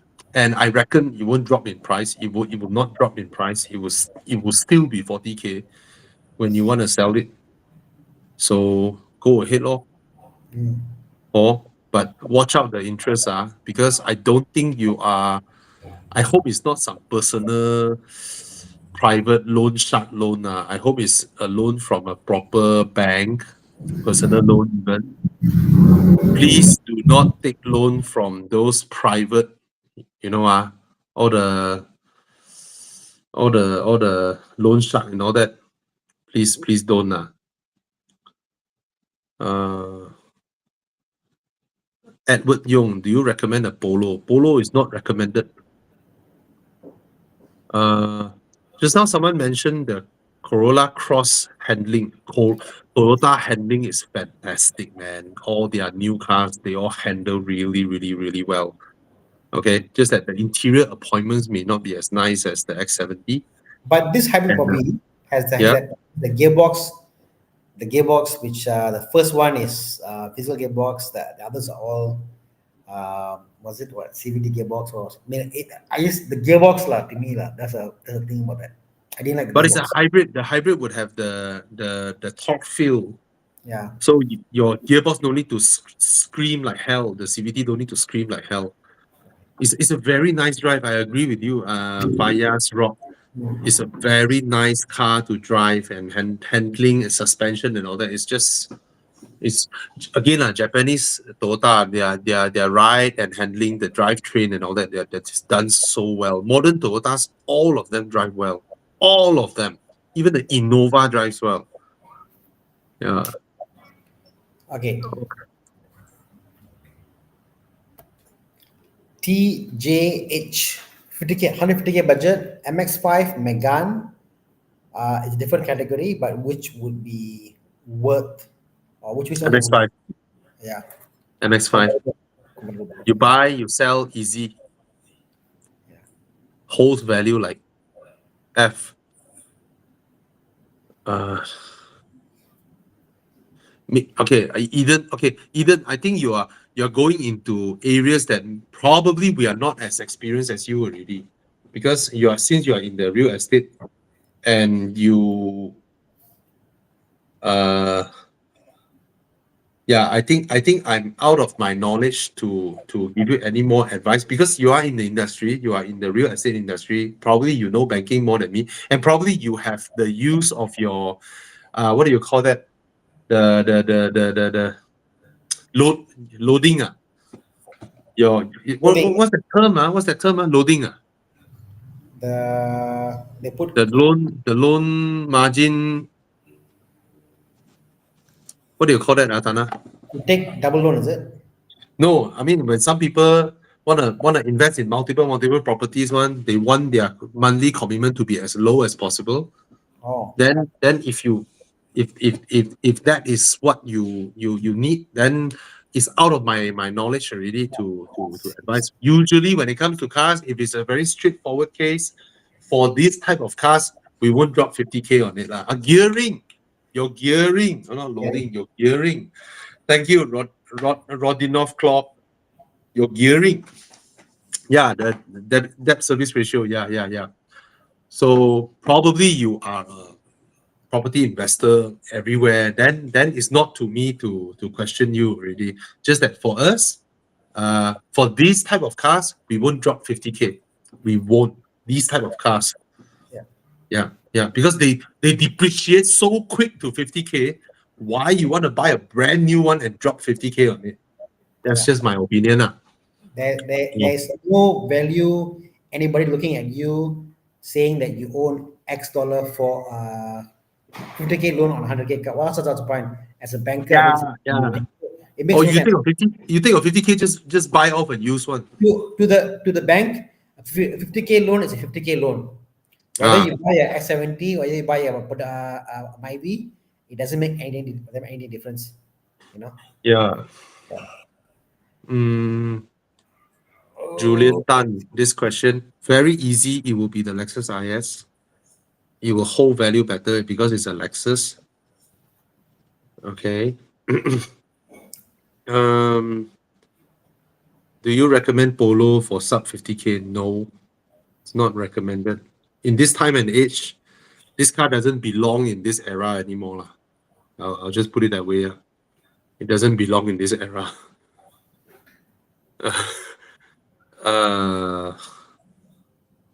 What? Which one? Why Steven, I is it? see the question come in, but oh. Okay. I'll take Wow! Congrats, Stephen. Oh, I've been driving my Axia for 9 years. That's the way, bro. Do you think getting a MK 7.5 makes sense? Is it too much money to pay for a MK 7.5? a lot. It's not worth it. I think it's what 100k. I think. Oh, well, that's the cheapest lah. If let's say the latest MK 7.5 would be how much? A brand new MK8 was how much? Used market. Yeah. You can buy get MK8 what for the price? Yeah, why so high, Stephen Yeah. Lee? MK 7.5 GTI 2019. You see, 2022 MK8 is 172. Yeah. Okay. Why you want to pay so much for an MK 7.5? Yeah, I don't know why. So off. Yeah, it's very high price. Don't get a unless you're looking at unless you're looking at a MK 75R, is it? So Golf R. I don't know, man. I mean, okay, now I'm looking at some year 2020 unregistered Golf GTI for 200k MK 7.5. I think that's pretty high, pretty high price. Not worth it. Yeah. Because the MK8 is only 200 each. Yeah. Right. Yeah. Huh. And you've been MK8, bro, 2022 MK8 160K. Get the Yeah, MK8 bro. So, Stephen Lee, your budget, you can buy MK8, even though we both prefer the MK7. Yep. But this is not a Porsche. The old generation shouldn't be selling at the same price as the new generation. It is a You shouldn't much be. better financial sense to buy the car. You can resell value, your loan, everything like put together, and just buy the MK8. Yeah. Mm. Yeah.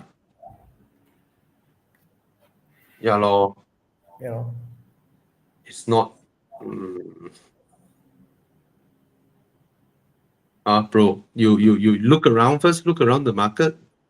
But congrats to you from Axia, then to a budget of 220,000. Very good. Good job, bro. Uh,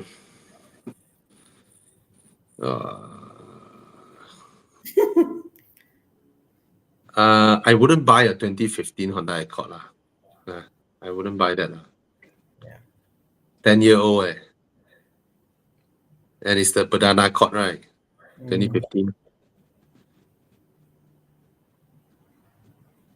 Okay. Hi, Bobby and Tana. I'm seeking advice in trading my Fortuner 2014 for Prado. 2014. Wow. Well, Prado is worth more than a Fortuner in the long run, to be honest. Yeah. How much loan you can get, I'm not sure. 2014 Toyota, you are on a stretch already. The bank probably give you a, I don't know, 60% loan for 3 years or 4 years. So I'm not sure if the bank can give you a high loan on this. I'm not sure, but usually Toyota and Lexus they get away with it lah. But this is 11-year-old car. Probably you get a 4 year maximum 5 year loan. Yeah. Maybe 2 or 3 years, like, no? Yeah. Yeah. But I don't think your Fortuner is around this price also lah. Fortuner cannot be 120, 130K lah. At the end of the day, right, a 10-year-old Prado at 120, 130,000, by right, it's not worth it. But because of their high resale value, they are there. For what it is, it's actually not worth it. Yeah, it's the same price as the 2014 Porsche Cayenne. Bobby, I have a 2015 Everest, and it's much less than that. Yeah, we know. So yeah, for substance wise, it's crazy, like, Crazy, Toyota 4x4, their resale value is crazy. Extremely crazy. 11-year-old car, still 130K. Gila Barbie resale value. Oh my god. Eden Au said, too tired with used car. Okay, used cars. You want to invest? Yeah, you want to invest. You're playing the property game. Okay, Yeah. Okay, why don't you do this, Eden? You go and test drive a brand new X50, and then you go and test drive a few 3-year-old X50. Try and find any huge differences. Then it's better for you to make up your mind. Yeah.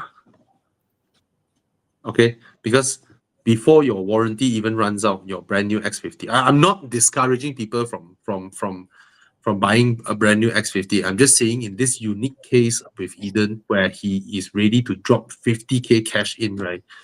I'm not sure that's a good choice on such a car. Yeah.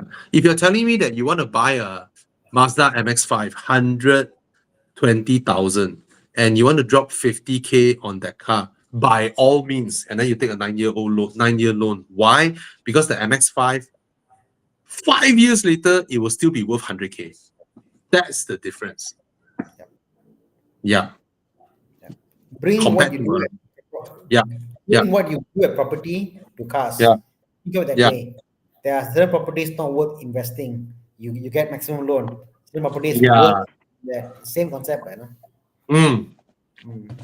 So if you're not married yet, you have 50K cash, the best car I would advise is MX-5. Even though probably, I need the rear seats, blah, blah, blah, probably and all that, because I'm trying to help you retain your 50K cash at best I can.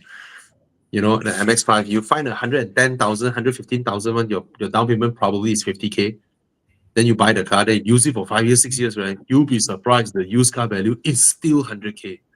That's when you come back and thank us. You're like, my God, I still can retain 100K when I sell it. That's cash. When you fully pay off your loan, right? Your car is worth 100K. No, he meant MX-5. MX-5, not CX-5. The 2-door convertible little sports car that you can drive daily, fuel efficient, low maintenance. You know, the resale value is so strong in that car. You know, This is interesting. X3 Extra 30i 20 for the grandma of 65 years old. okay, Good car actually, because good ingress, egress, good height, good visibility.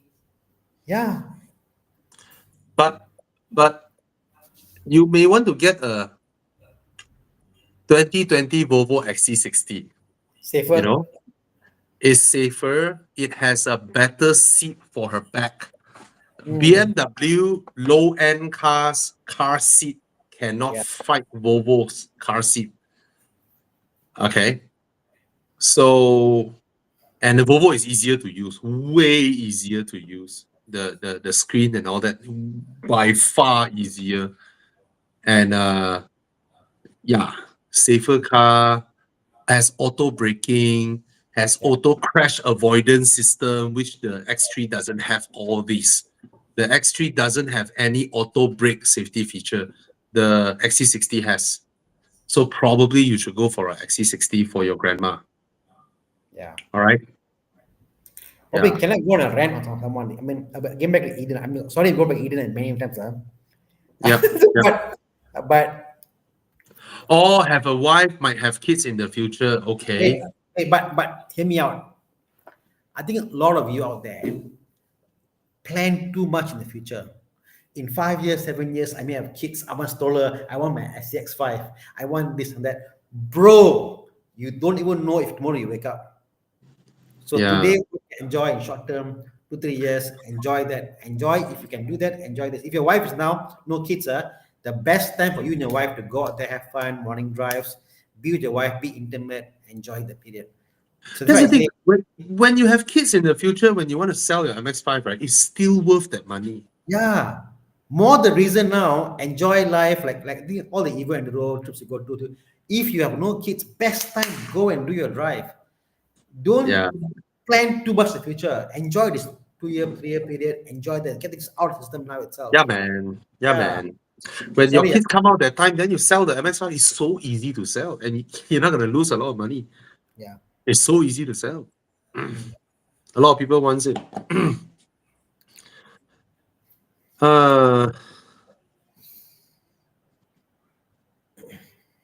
Did you bought an Alphard? I explained in the video it was a loan car from my workshop. They couldn't get my Audi out on time, so they passed me an Alphard for me to drive during Chinese New Year.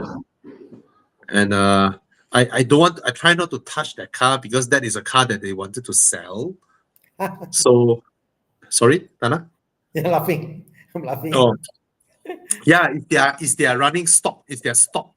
Yeah. So I tried to not drive it during Chinese New Year because I have the GLA. I was driving the GLA around until I returned the GLA, and then I reluctantly drive the car and send my kids to school. Oh my God, they love the car. I love the car. My wife loved the car. I'm in deep shit now. You are in Gary territory. I deep shit now. It's like fuck. I knew it. I knew it. You know, and it's like, buy lah, daddy, buy. Can we have one? Everyone has one. Why can't we have one? You need our neighbors all have one. Our friends all have one. Ah! and I refuse to fall into that trap. If I buy an Alphard, right, I will never get out of an Alphard anymore because my family members will not want to be in any other car, not even a Cullinan. Not even a Cullinan. When I was coming back from the jam this morning, my wife was sitting behind the seat, fully stretched out, sleeping there. That's the best sleep she ever had in the car. Like, he said, honey, can you take the rapid? He said, no, Bellfire. And you know that car that I drive, right, is the base spec, UNICEF spec Alphard. Everything is manual. So when my wife want to stretch her legs, you know what I did? I reached down to the passenger seat, I pull the lever, but I don't have enough strength to pull the seat up front because I'm still driving, right? So I told my wife, heavy brake for a while. So I pull the lever, I heavy brake, then the front seat crang. Yeah. So yeah. I wouldn't Okay. mind one. Okay. It's bro, if I'm seated at the second row, then I will buy. But I'm someone who I don't like the idea of having a driver. So I'm someone who I don't want a maid at home. I don't want a maid. I don't want a driver. I don't want my kids to grow up learning that there are two levels of human being, master and servant. I don't want them to have that concept. So, oh my God, Chiang, you're poisoning me. See the second row. What? Why the second row is Lexus? Modified Ford. Oh, this one, the father then kesian, the father isolated in front. Father's driver. But you know Yeah, what? then the family all behind. I wouldn't mind. Then- I don't hear my kids. I drive myself, be in peace, quiet. But then you will hear their muffled, lovely family bonding time laughing behind, and then you don't know what they're talking about. Desmond puts some roofing. I don't want to hear anything. Wow, this one is perfect. That's the thing. If I'm seated behind, then perfect. Okay, I know when I will buy that, Tana. When my son gets his license.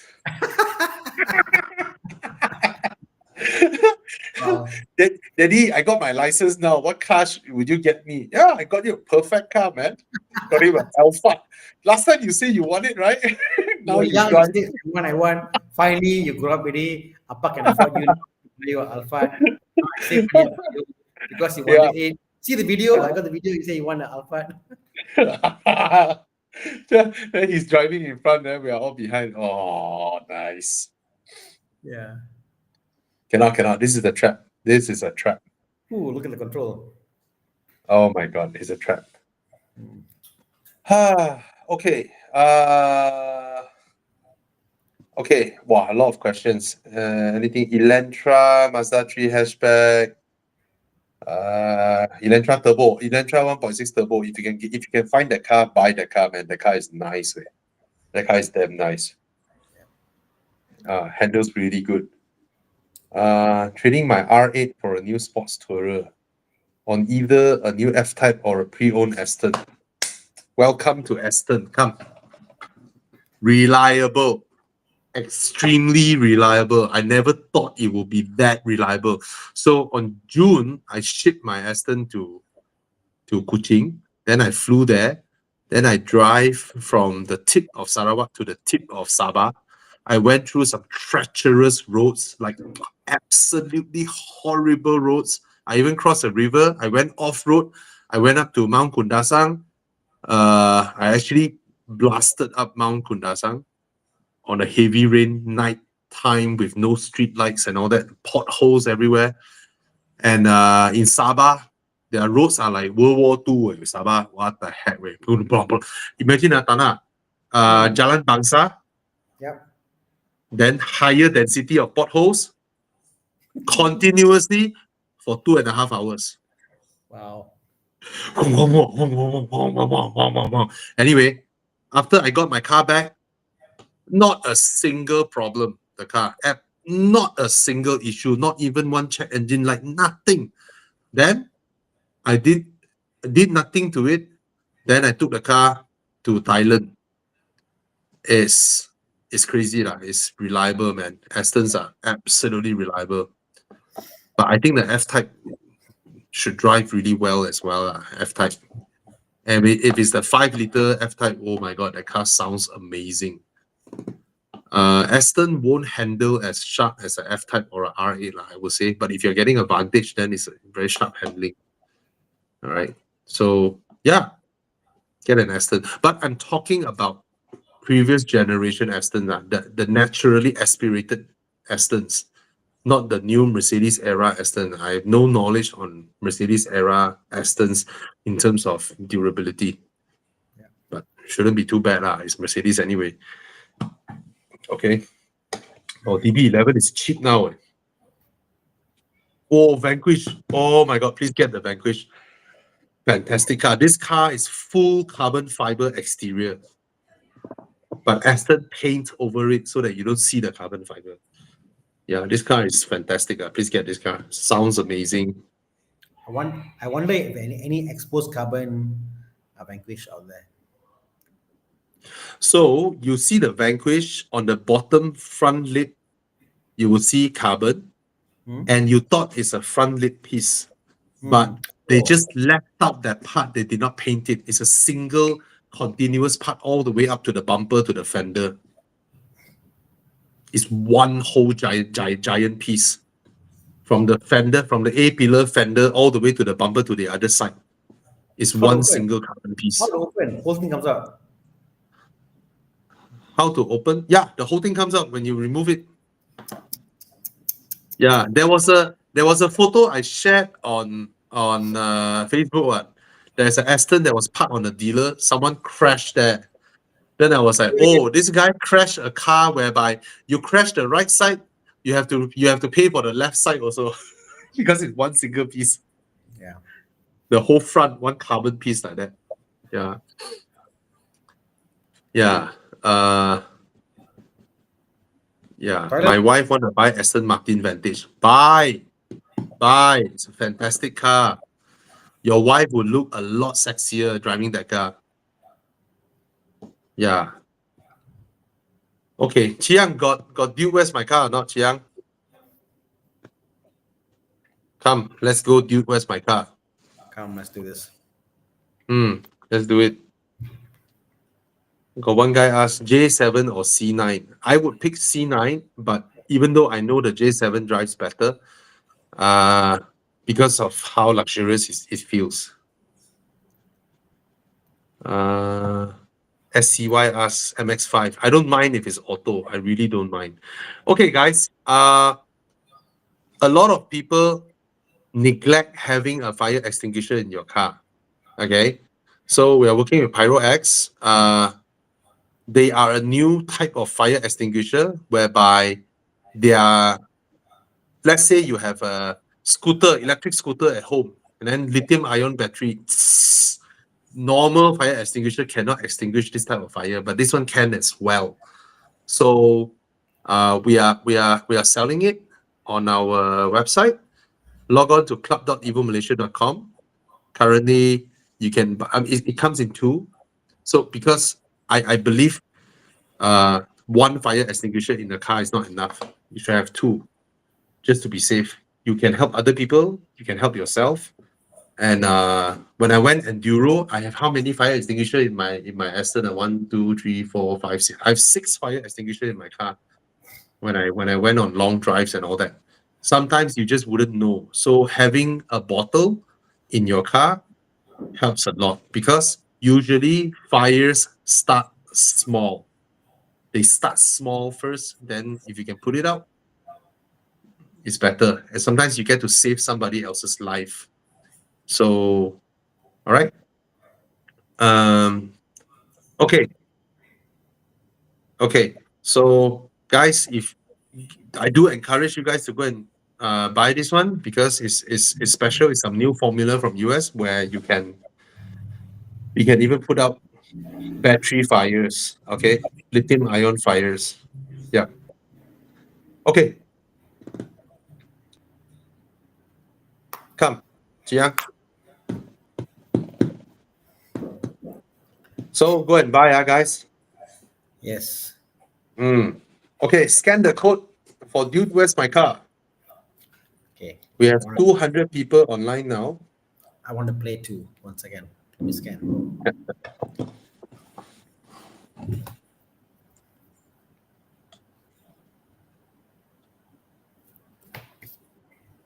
Mr. Emmanuel Lo Hong Yu, Singaporean. He said he just bought a Denza D9. Walao. Is it nice? The wagon. It's crazy, Tana. Right? BYD launched the Yang Wang and said that's their premium brand. After that, they launched Denza, another premium brand. Sorry. I'm just super confused with the whole Chinese car market now. Have you heard they have like 400 car brands there? For what? What? The whole China now has like 400 car brands. How do you go on paper? How do you find cars? How do you? I don't know. How do you become Bobby Ang in China? I don't know. It's Someone ask you. crazy. It's crazy. China is. I mean, of course, some has begun to die off, right? Like Geely has a sub brand that died recently, and then there is another called Hi-Fi. That one also died. So I think it's the time where slowly the incompetent one will get weed out. Yeah. Yeah. No, but still, is it people in the rural areas buying cars of no brand because they don't know better? I'm not sure. I'm not sure. Because here it's like it's different. Because here it's about what this person say, branding, internet, accessibility. It's a big thing. Like people, for example, people won't touch Peugeot because what they've heard someone else has done it.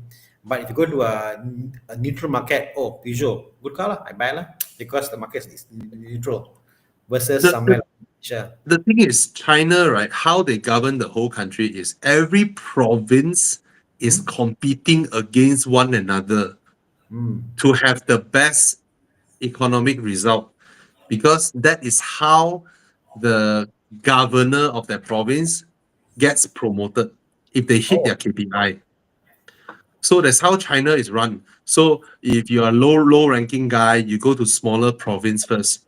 And then the Chinese Communist Party, right? They have a separate HR division that measures everybody's performance. Wow. And complaints from your local constituents or whatever. They have a scoring system. So every I don't know, every 3 years or 5 years, I don't know, you will be judged on your result of the province that you're sitting in. So if you hit your KPI, you are in the list of those who will be promoted. Let's say you are in a lousier province, a tier 1, tier 4 city or what, then you get promoted to a tier 3 city, then slowly tier 2. So the top level people, right, have all governed provinces with the population of like United States. It's like they're all so they compete on. So the car brands, right? A lot of them are started like, oh, this province have these few brands, that province have that brand. Last time they're like that. Then they compete. Then it's crazy one. And then if you're talking rural areas, right? The funny thing is in rural areas, right? They have those what do you call them? They are like small makers of makeshift cars where they just slap on any body on top. This one look like Cullinan, that one look like X3, that one look Yeah. like Lexus, that one look like Ferrari. Damn funny one. Those are all small electric motor, and then they sit inside. And it's, those got no brand one. But Yeah, a lot of the I saw yeah I the saw ru- I saw the one. rural farmers they buy those. Yeah, I saw one in a kampong area. It was like, it was like 5,000 ringgit, whatever the car. Very Yeah. small. But they Yeah, said yeah. whatever said done, the range was like I think like say 70 km or whatever, like very low. Yes, But they yes. said that the fact you can buy a car for this cheap, like a Yeah, bike, you go around yeah, do things like that. Why not? yeah, You know, yeah. It's that slow, funny. Yeah. it's slow. I don't think you even need to register those cars. You don't even need a plate number. You Yeah, see Bugatti, you see F40. They're funny one. Those yeah. the rural area people buy those. They're funny. So Anyway, that's what let's anyway, start. You where's my car? this Yeah, one. yeah. This time I don't know what is it called. It's damn funny when you see them. Be a tiny Macan, tiny Range Rover. It's just hilarious to see these. Funny. Anyway.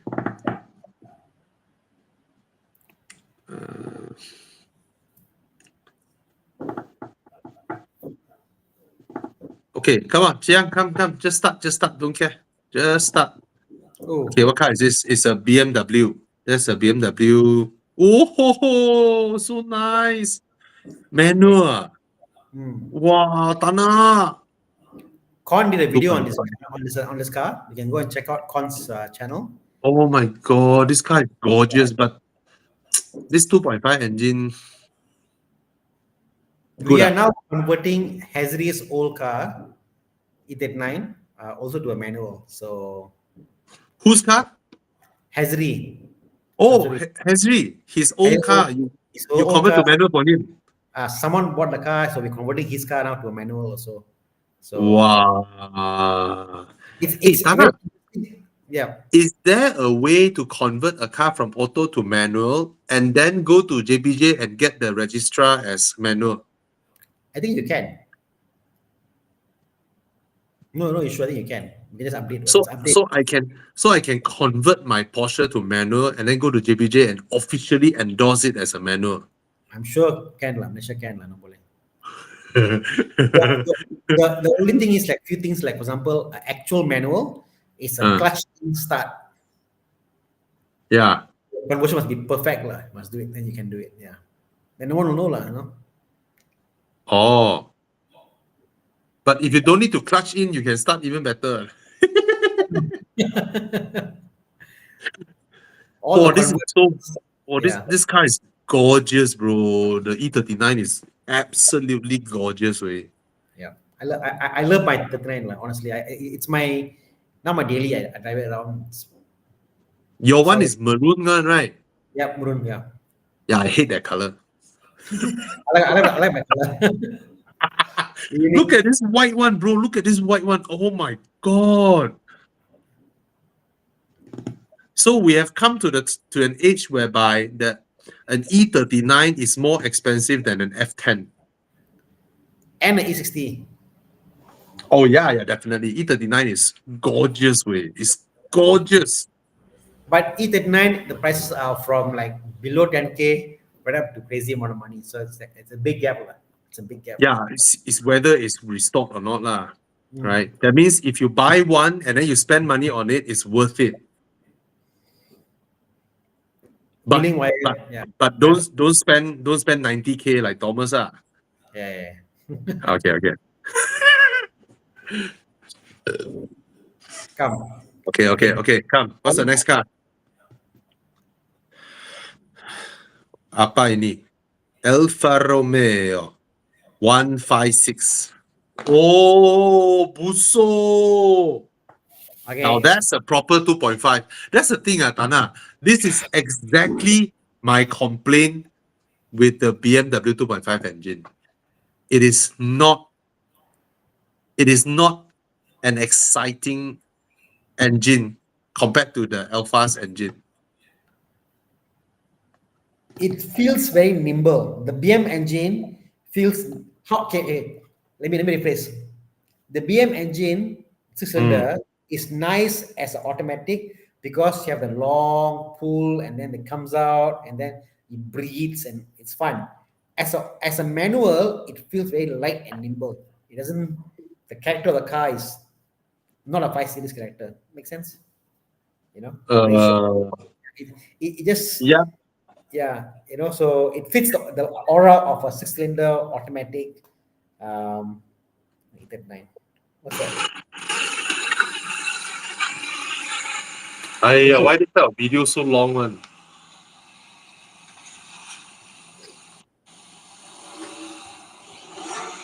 Lousy video. Yeah. I want one where. Wait. Come on. Oh, Tana, listen. Oh, angry, very angry. See? Yeah, okay. That's the Alpha Buso engine, bro. Yeah. Today I had a E39 Yeah? 3.54 straight pipe. So like Yeah. full exhaust. It sounded very young and punky and all that pop and bong, pop bangs, all that stuff. BM engines doesn't Yeah. sound nice. But wait, I have to find one that sounds proper. Yeah. Can you hear? Can.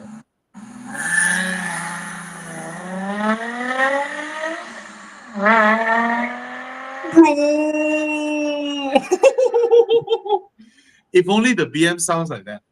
Yeah. The BM is hey. BM is more refined lah. That's it. It's more refined. But the Alpha sound is okay. Yeah, this is correct. David Lim is correct. Very correct. One daily on the road, one daily in workshop. BM is more refined. I mean, you can trust the car to start next morning. The Alfa Romeo. Yeah. Imagine I have an E39 and then you pop open the bonnet, right?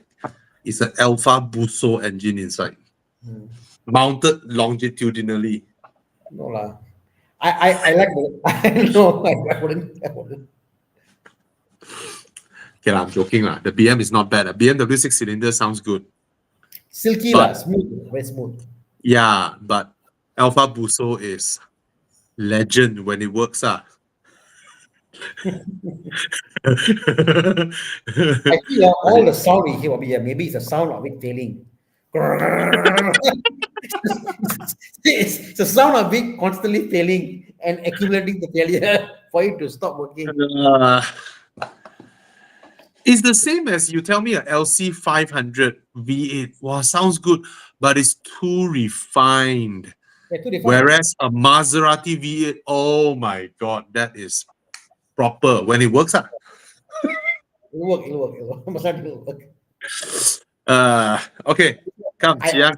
I wish I had a V8 Mercedes sounding engine in a BMW. Oh yes, Mercedes V8. Oh yes. I'm conflicted. Sorry, I voted for the Alpha, even though I love the BMW more. I picked the Alpha. I voted for the Alpha, but I love the E39. Just give some love to Alpha, you know. Yeah, give them some love. They are dying. I think they'll die soon. Maybe next year. They'll become what's the term they call it?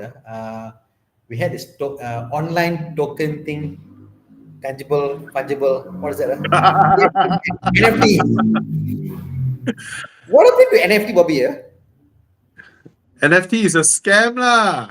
No, at one point it was like NFT was all the thing. Now it's like I don't hear anything about NFT. So because all the idiots are. Oh well. Oh well. Bro, I'm reading this. Alfa Romeo initially target to sell 80,000 cars globally in 2024. 80,000. They only managed to hit half What? in 2024 globally. Okay. Wow. That means, right, total Alfa Romeo global sales is less than just 911s in 2024. Porsche sold 51,000 911s in 2024. That's all lah. Punya more lah.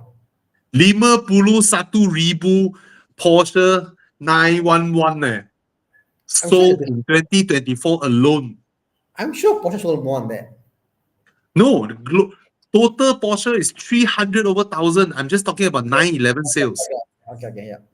Just 911 alone, right, is more than the entire Alfa Romeo company. My God. Kesian lah. Alfa Romeo will die lah. They will die very soon. Yeah. Imagine all the Kesian. R&D they incurred to develop the car lineup. How many cars they had in the lineup? Each car, each factory. Oh my God, crazy. Kesian lah. Alfa Romeo and Maserati is I think is dying lah. Kesian lah. It's a legendary brand. Okay. For those who don't know, if it weren't for Alfa Romeo, there wouldn't be Ferrari. Yeah. Okay. Ferrari is the son of Alfa Romeo. Okay, MX-5. Buy MX-5. I don't care about what's the next car. Okay lah. MX-5. Let's pick MS5 and see how much I regret the answer. Okay, yeah. What's the next car? Let's see how regret I will be. See if mini convertible. Oh, this is nice. Oh, I prefer the MX5. Better suspension, better handling, better car overall. Daddy, where you going? Where do I sit?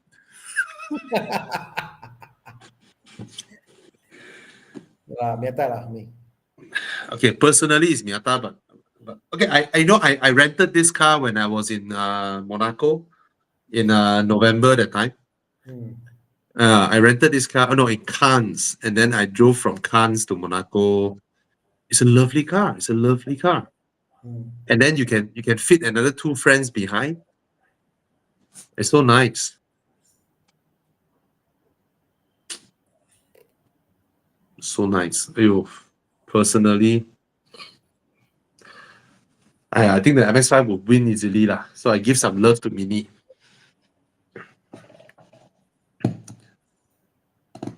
Which one will people get?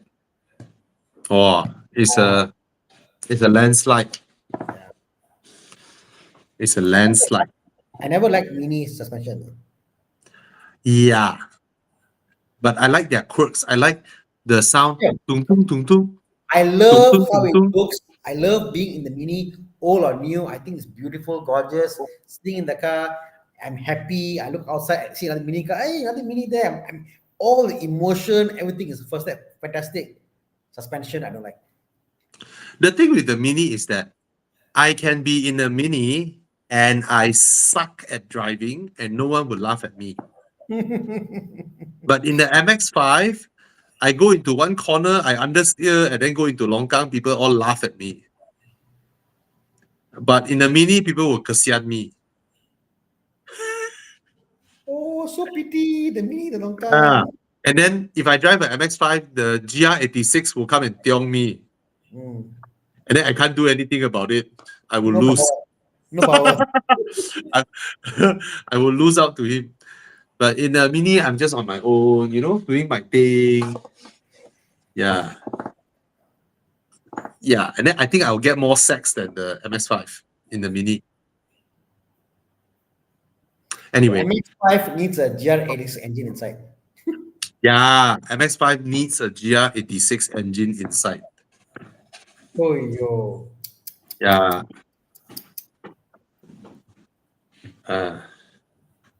That'll be awesome. Okay. Come on, next one. You get more girls in the Mini, definitely. You get 3 girls in the Mini. Yeah. You can fetch her, and then she can bring her friends if she don't know you. Okay, what's next? Oh, Toyota. Yeah. Oh, high performance car. Oh, GR86. Oh, this one. This one, gold standard. I picked this car before you. Before the next car, I picked this car. How's that? Let's see my money. How well my money spent. Ju- Just now I say I picked the MX5, but in the end I picked the Mini. I So know. this one, I I picked. picked this one first, and then see what's the next one. Yeah. 200k BMW Z4. I think it's BMW Z4. Is it? It's a BM lah. Oh, that's a Oh, Lexus. oh, oh, Ooh. oh, ooh, Ooh. ooh, ooh. One is high class lah. So, wow. Ooh. Okay, What is? the red one, you attract dicks.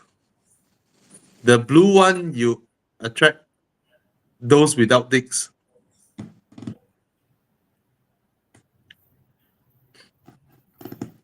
Oh. Ooh. Let's Still see. GR lah. Movie. I love the GR. I love how it drives. I love how it drives, but I don't love the car. I love how it drives only. Yeah. I only love how it drives. Yeah. I think I'm very right with this. I love how it drives, but the RC. It's Actually, I like don't like the RC. I don't like the RC at all. I don't. Nothing makes me like that car. there's a badge lah. It's Lexus. It's atas. It's. I don't know. It means nothing to me.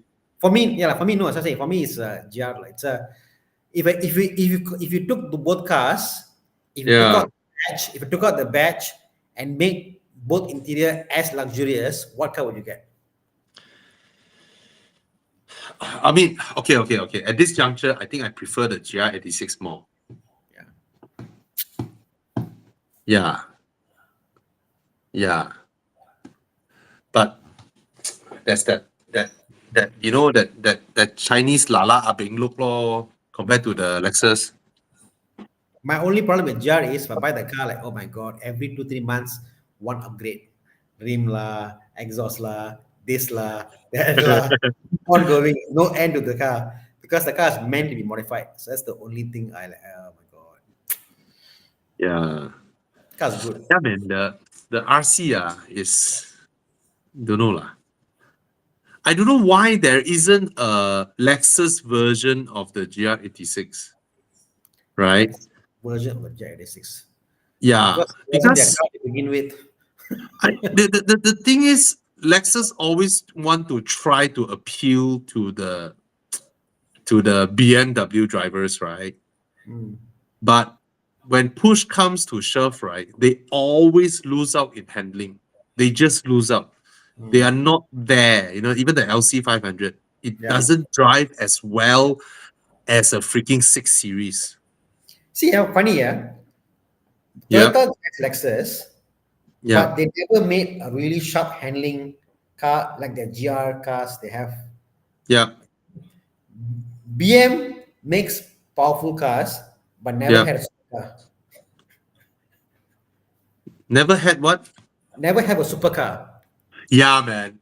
Yeah, A man. proper engine supercar. Proper engine supercar. They Yeah. It's i7 lah. Yeah. So it's like you think that it's given that Lexus would have a really sharp handling sports car, but no. That day I saw a video from China. I think they pitched. It's not a video from China. It's a Chinese commentator on a British video of a BMW M3 Touring Hmm? faster than some supercars. Okay. It's a short clip lah. Hmm. And then the video is something along the line where a lot of people ask why BMW never had a supercar. Well, after you watch this, that's why they don't need a supercar.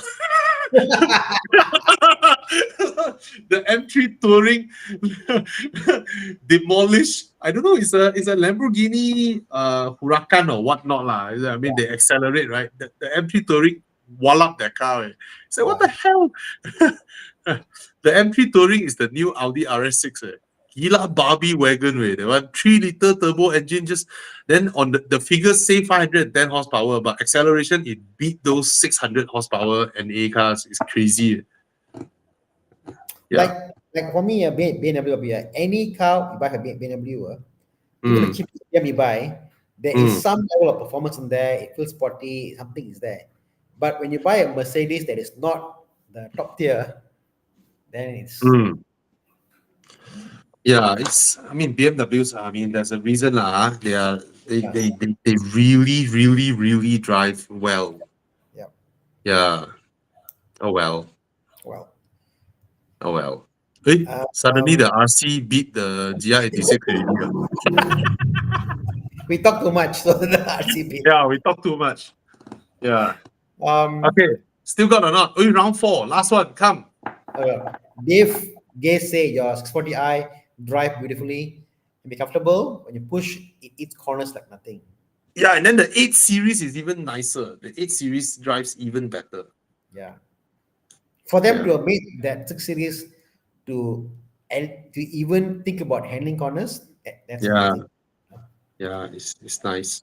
PT. Okay, Audi R8 V10. Oh, Oh, yo. You see, Atana, a properly designed meter Ah. cluster is so attractive. They carefully choose the font, where to place the dials and all that. Now everything is just a freaking screen. And then You know what? BMW give them a screen. Give them a screen. They can't even design a proper interface for If you their see, speedo. if you see this, the white on the center says 0. Yeah. The Yeah. same white that's on the cluster, which is not a digital. Yahweh, it's The same white. so well designed. This is like designing a watch face, They design it, they choose the font, everything, the placement of that. And then BMW give them a digital screen, right? They can't even design a proper one. It looks so ugly. The graphics on BMW modern clusters, horrible. Okay, what's the next car? I wonder. Wow, 300K. V10. Oh, Godzilla.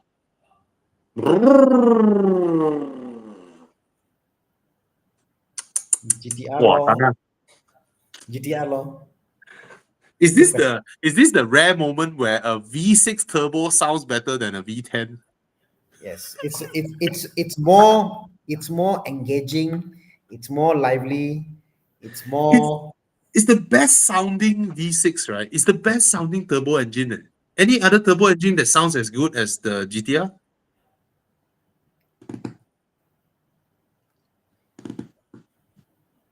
Any? no. No, right? The moment it's turbo, it doesn't sound good. The turbo kicks it Yeah, out. Yeah. but GTR just sounds extremely good. But this, Chiang, this example you pick damn ugly. This GTR, the way it's modded, fucking ugly. The stupid wings, stupid bonnet, stupid rims. Everything is stupid on that car. Sorry if the owner is here. I'm sorry. Tana, I prefer the old GTR interior. This one, the pre-facelift interior. I love this. I don't like the new one. The new one, right? You have an Almera steering wheel. Yeah. Then they took out a lot of stuff. The individual aircon vent was taken out. It just not that good looking anymore in the new one, the facelifted one. Ugly. Yeah. Looks like a Tiana inside. So sad. So The which Audi one would you? is too refined. For me, it's the Nissan. Mm.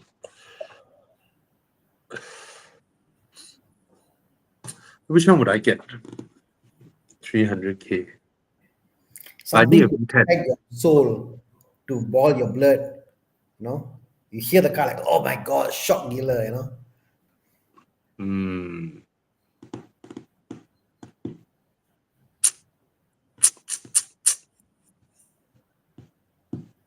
Okay, I've toyed with the idea of owning a GTR. I've never toyed with the idea of owning a R8.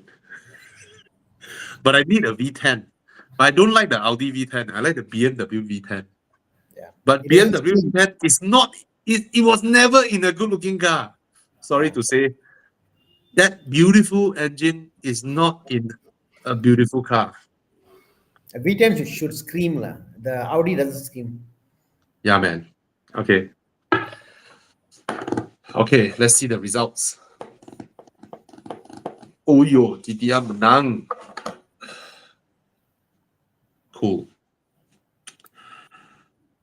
Anyway, thank you so much for joining us. Yep. Tana, I had fun. It's been so long I didn't hang out with you. Yeah, it's been a while. Yeah, we should go makan. Can. What do you call that? The Indian rice. What was it called already? So many Banana leaf rice. rice. Actually, do you guys have a name for that type of place where you guys makan the No, is it all nasi kandar? No, right? no one. Nasi kandar isn't an Indian thing. Right. It's I mean the place we ate the time you all call those what banana leaf rice? No, we What do you all don't. call them? It's just a restaurant, like just a restaurant, and we had banana leaf rice, like no. Yeah, we You call see, it. you see, you see, Chapati. you see, Chinese, you know Chinese mixed rice, right? Yeah. Then the Malay stores they have their nasi campur, which is a Malay version of Chinese mixed rice. Mm. But for you, what do you guys call these type of restaurants? It translates to yellow sapate. Yellow sapate means Hmm? eating on a leaf. So banana leaf rice, Yeah, No. but the actual terminology of what banana leaf rice means is it's a buffet style rice. Ah, Banana leaf rice means it's what I call buffet style. You go there unlimited. So when I go to a restaurant, they ask me, "Nai, you want banana leaf or you want plate?" What they're asking is, do you want buffet unlimited or you want a la carte? So ah, so in India, yeah, weddings, for example, or you go to a yeah, restaurant, what I call, they got two options: a la carte or banana leaf. mm, Because in the kampung, whatever it is, we eat a lot of items. We use a banana leaf because there's no plate can store the much of food eating, like, you know. mm, So when it became modern, people feel that, oh, it's a nice reminiscence of olden times, eating with banana leaf and el zapate. So like now when I go, I eat banana leaf, but I don't mm. refill. I just eat for the fun of it. So I pay a higher premium. So when you go, if you Ah, ask you why what's so expensive? It's expensive because why? It's meant to be a free unlimited refill. So you pay oh, buffet price for the ah, rice, and then you you get the idea, like, you know. oh, now I know. Yeah. Oh, so I can keep on refill the rice, the kwa, the lot. It will be the same Yes, price if correct, I don't take correct, anything. correct. The set Ah, vegetable, the set rice is unlimited. So people who are some people like that, they're not, you just stay there 1 hour, 2 hours, you eat lah. Keep on eating if you want to, like, it's buffet, like, you know. oh, Yeah, now I learn. yeah. But my biggest surprise is when the first time when I attended my friend's wedding, Indian wedding, right? I was so excited. I was like, okay, usually when I go Indian restaurant, I eat these kind of stuff. I wonder what they eat during wedding. So when they open the thing, hey, why is the same one? because because you know Chinese, right? You go wedding, the food you eat is not the usual food you eat, right? You have like the sea cucumber lah, and all those kind of very expensive stuff. So I was so excited as I then when they woke up, it's still the usual the chicken lah, the fried stuff lah, and all that. Yeah, yeah, yeah. Yeah. There isn't yeah, only when it's a smaller scale banana leaf restaurant, they have Yeah. more unique vegetables lah, but that's about it. You must Ah. understand that Indian culture is Yes. predominantly veggie culture. Yeah. Yeah. So the food are more towards being vegetarian. Yeah. But some people, they eat the non-veg stuff, they add on, like, no? Yeah. Yeah. That's why Indian restaurant when they sell meat, I mean it's just chicken, it's just fish. Wow, the prices like gila. Because you guys usually eat veggie, right? And meat is really expensive. Correct. Correct. Yeah, yeah, yeah. Yeah, that's why all the all the Indians go eat Chinese mixed rice. No, one day I'll take you to It's Bangkok. damn Only. cheap. There's a place I'll take you to, which is probably better. Yeah, let's go to India Gate, maybe lah. Vijay, India Gate. It's just that nowadays, 40 over years old, I cannot eat as much as when I was my 30s. Oh, same So here. it's I eat- wasted. I eat one meal per day. Exactly. Exactly. I just cannot take in so much food anymore. So if I go Nasi Kandar, right, it's wasted. I No. just cannot enjoy. Wow. No. I used to do that. I love it. Tambah nasi, then the kuah, kasi banjil. Nasi Kandar is an overkill of everything. Senses. Yeah. So you go like say, for example, like India Gate, prices are quite reasonable. You can try few dishes and try the taste of it. It's nice lah, you know. Not Yeah, too lah. much. Now I wish I can eat as much as I did 10 years ago. Now I just cannot. Small portion now full already can tahan whole day. What the hell? You're Still old. fat as fuck. Yeah, ayo. I miss those days where I can just whack food like gila, you know. Now See, cannot lah. Now old already. Dave said you will enjoy India Gate. See, I'll bring you to India Gate. Where is India Gate? Indian PJ, then Bangsa, a few places like I'll bring you there. The food is good. The food is good. The ambience, the prices, not bad. Okay, I'll bring okay. Yeah, All right, bro. Nice talking to you. likewise. Been a while. Let's catch up makan again. All right, guys. Thank you so much for joining us. And yeah, man. You see my name there? Who hasn't followed me on TikTok? Please follow me. Okay. And yeah. Anyone need any car stuff, advice, fixing your car, checking your car, go look for Tana Plus Performance. All right. Yeah. Mm. See, India Gate got valet parking also. You know what, Tana, nowadays, right? I do not let people valet park my car. You tell me where's the parking, I go and park myself. Yeah, I don't want, in case anything happened, first thing. Yep. Second thing, sometimes, to be honest, that poor guy stand there whole day outside afternoon sweating and all that, right? He come into my car. After that, I go back into my car. I was like, bro, the smell of sweat. Yep. I I never valet park lah, so yeah. Yeah, I cannot, especially after COVID. I'm that paranoid with all these things. I go car wash, I said, don't wash inside, just wash outside. Don't take that cloth and go and wipe my inside, and then my whole car smell like that. Yeah. Okay. Good night, Cheers. guys. Thank you so much for joining us. See you next Monday. All right. And for those who are interested, join us Saturday Drive. Cheers. Bye. Bye. Thank you, Chia.